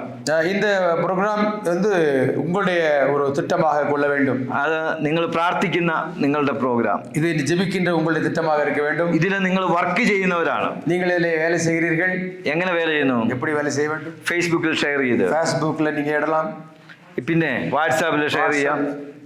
പിന്നെ പ്രസംഗിക്കുന്നവർ പ്രസംഗിക്കാം. பிரசங்கம் கேட்கும்போது கூடியவர்கள் பிரசங்கம் செய்யலாம். പാടാൻ കഴിവുള്ള നിങ്ങൾ പാട്ട് പാടി തന്നാൽ നമുക്ക് പാട്ടെടുക്കാം. நீங்கள் பாடுகிறீர்கள் என்றால் அதை ஷூட் பண்ணுறதுக்கு தயாராக இருக்கிறோம். നിങ്ങളുടെ നല്ല സാക്ഷ്യങ്ങൾ ഷൂട്ട് ചെയ്യാം. നിങ്ങളുടെ സാക്ഷി இருக்கும் என்றால் அதை நாங்கள் ஷூட் செய்ய ரெடியாக இருக்கிறோம். അഭിനയിക്കാൻ, സിനിമയിൽ അഭിനയിക്കാൻ ഇഷ്ടമുള്ളവരുണ്ട്. நீங்கள் நடிக்க வேண்டும் என்றால் குட்டி குட்டி பாத்திரங்களில் நடிக்கலாம். കഥ എഴുതാൻ അറിയാവുന്നവരുണ്ടോ? நீங்கள் கதை எழுதுவதற்கு உங்களுக்கு முடியும் என்றால் கதை எழுதலாம். ഡയറക്ഷൻ ചെയ്യാൻ അറിയാവുന്നവരുണ്ടോ? நீங்கள் இந்த குட்டி சிறிய நாடகங்களை டைரக்ட் பண்ணுவதற்கு முடியுமா? ക്യാമറ പിടിക്കാൻ കഴിയാവുന്നവരുണ്ടോ? உங்களுக்கு கேமரா பிடிக்க தெரியுமா? நீங்கள் உதவலாம். മ്യൂസീഷ്യൻസ് ഉണ്ടോ? நீங்கள் யாராவது மியூசிக் போடக்கூடியவர்கள்? എല്ലാവർക്കും ഓപ്പർച്യൂണിറ്റി. எல்லாருக்கும் நமக்கு சந்தர்ப்பம் இருக்கிறது. നല്ല കഥ എഴുതി, നല്ല ഷോർട്ട് സ്റ്റോറീസ് നമുക്ക് പ്രസന്റ് ചെയ്യാം. சின்ன சின்ன கதைகளை நீங்கள் பிரசங்கம் செய்யலாம். പ്രസംഗത്തിലൂടെ മാത്രമല്ല, നല്ല ഷോർട്ട് ഫിലിമിലൂടെ അനേകരുടെ ഹൃദയത്തിലേക്ക് ഗോസ്പൽ അറിയിക്കാം. நீங்கள் இந்த சின்ன ஃபிலிம் மூலமாக கூட நற்செய்தி அறிவிக்க முடியும். കേരളത്തിൽ ഒരു നല്ല ചെറിയ ഷോർട്ട് സീരിയൽസ് ഉണ്ട്. മലയാളത്തിലെ இந்த மாதிரி ஷார்ட் சீரியல், சின்ன சீரியல் இருக்கிறது. നല്ല എന്താണ് അതിൻ്റെ വാക്ക് കിട്ടുന്നില്ലോ. படம் எடுத்தீங்களா? നമുക്ക് 2 യൂട്യൂബിലെ ഷോർട്ട് ഫിലിംസ് ഉണ്ട്. 2 യൂട്യൂബിൽ 2 ഷോർട്ട്സ് ഫിലിം இருக்குது. നമ്മുടെ ക്രിസ്ത്യൻ വാല്യൂസ്, ഫാമിലി വാല്യൂസ്, ക്രിസ്തവ മതിപ്പീടുകൾ, അതേമാതിരി കഥകൾ, மையமாக வைத்த கதைகள் உண்டு. അത് ഷൂട്ട് ചെയ്ത് നമുക്ക് തമിഴിലും ചെയ്യാം. തമിഴിലും അതേപോലെ ചെയ്യலாம். അങ്ങനെ കൊടുത്താൽ അതിലൂടെ ചെറിയ റീൽസ് വിട്ട് നമുക്ക് സുവിശേഷം അറിയിക്കാം. ഇതുപോലെ ചിന്ന റീൽസ് മൂലமாக സുവിശേഷം അറിയിக்கலாம். അങ്ങനെ ഇനിയും നമുക്ക് മുന്നോട്ട് പോകാൻ ധാരാളം കാര്യങ്ങളുണ്ട്. ഇതുപോലെ போவதற்கு அதிகமான காரியங்கள் இருக்கின்றன. ഐഡിയ ഉണ്ട്, നല്ല ഐഡിയ இருக்கிறது. അത് ചെയ്യാൻ നിങ്ങൾ വേണം. നിങ്ങൾ அதை செய்ய வேண்டும். നിങ്ങൾ പ്രാർത്ഥിക്കണം, നിങ്ങൾ ജപിക്ക வேண்டும். പിന്നെ നിങ്ങളുടെ ചെറിയ 10 പൈസ അതിൽ കൂട്ടി കർത്താവിൻ്റെ വേലയ്ക്കായിട്ട്, ഈ ഊഴിയത്തിനായിട്ട് കൊടുത്താൽ അതും നമുക്ക് உங்களுக்கு ചെറിയ ഒരു കാണിക്കை നിങ്ങൾ കൊടുപ്പിരുന്നാൽ കർത്തരുടെ വേലയെ ചെയ്യുന്നതിന് അത് ഉதவியாக இருக்கும். അപ്പോൾ ഞാൻ പറഞ്ഞു നിർത്തുകയാണ്, എനിക്ക് അതിൽ പൈസ ഇൻവെസ്റ്റ്മെന്റ് ഉണ്ട്. സഹോദരനല്ലേ പണം ഇട്ടിരിക്കിன்றார். അല്ല, ഓരോരുത്തരും எல்லாருமே நமக்கு முதலீடு செய்திருக்கிறோம். നിങ്ങൾ 10 രൂപ കൊടുത്താൽ നിങ്ങളും ഇൻവെസ്റ്റ് ചെയ്തു. நீங்கள் 10 രൂപ കൊടുത്താൽ അതിന് തക്കന முதலீடு ചെയ്തിരിക്കുന്നു. നിങ്ങൾ പ്രാർത്ഥിച്ചു, നിങ്ങളുടെ പ്രോഗ്രാമാണ്. നിങ്ങൾ അത് ജപിച്ചാൽ ഇത് ഉങ്ങളുടെ പ്രോഗ്രാமாக മാറുகிறது. നിങ്ങൾ ഷെയർ ചെയ്തതിലൂടെ നിങ്ങൾ അതിൽ ആക്റ്റീവാണ്. നിങ്ങൾ മറ്റവരിടത്തിലെ പകർന്നു കൊടുത്താൽ നിങ്ങളും അതിനുடைய അംഗമാகிறீர்கள். അപ്പോൾ അതിൽ നമുക്ക് എല്ലാവർക്കും പറയാൻ പറ്റും, ഇത് എന്റെ പ്രോഗ്രാം എന്ന് പറയാൻ പറ്റും. എങ്ങളുടെ പ്രോഗ്രാം എന്ന് നിങ്ങൾ മാർത്തട്ടിക്കൊള്ളலாம். ശരി, ദൈവം നമ്മളെ അനുഗ്രഹിക്കട്ടെ. ദൈവം നമ്മെ ആശീർവദിപ്പാറാകട്ടെ. ഇനി ഇതേപ്പറ്റി എന്തെങ്കിലുമൊക്കെ ചോദിക്കാനും, നിങ്ങൾക്ക് സംശയം ഉണ്ടെങ്കിൽ സംസാരിക്കാനും നിങ്ങൾക്ക് സമയം എപ്പോഴെങ്കിലും ഒക്കെ എടുക്കാം. உங்களுக்கு கேள்வி இருந்தால் நீங்கள் கேள்வி கேட்கலாம்.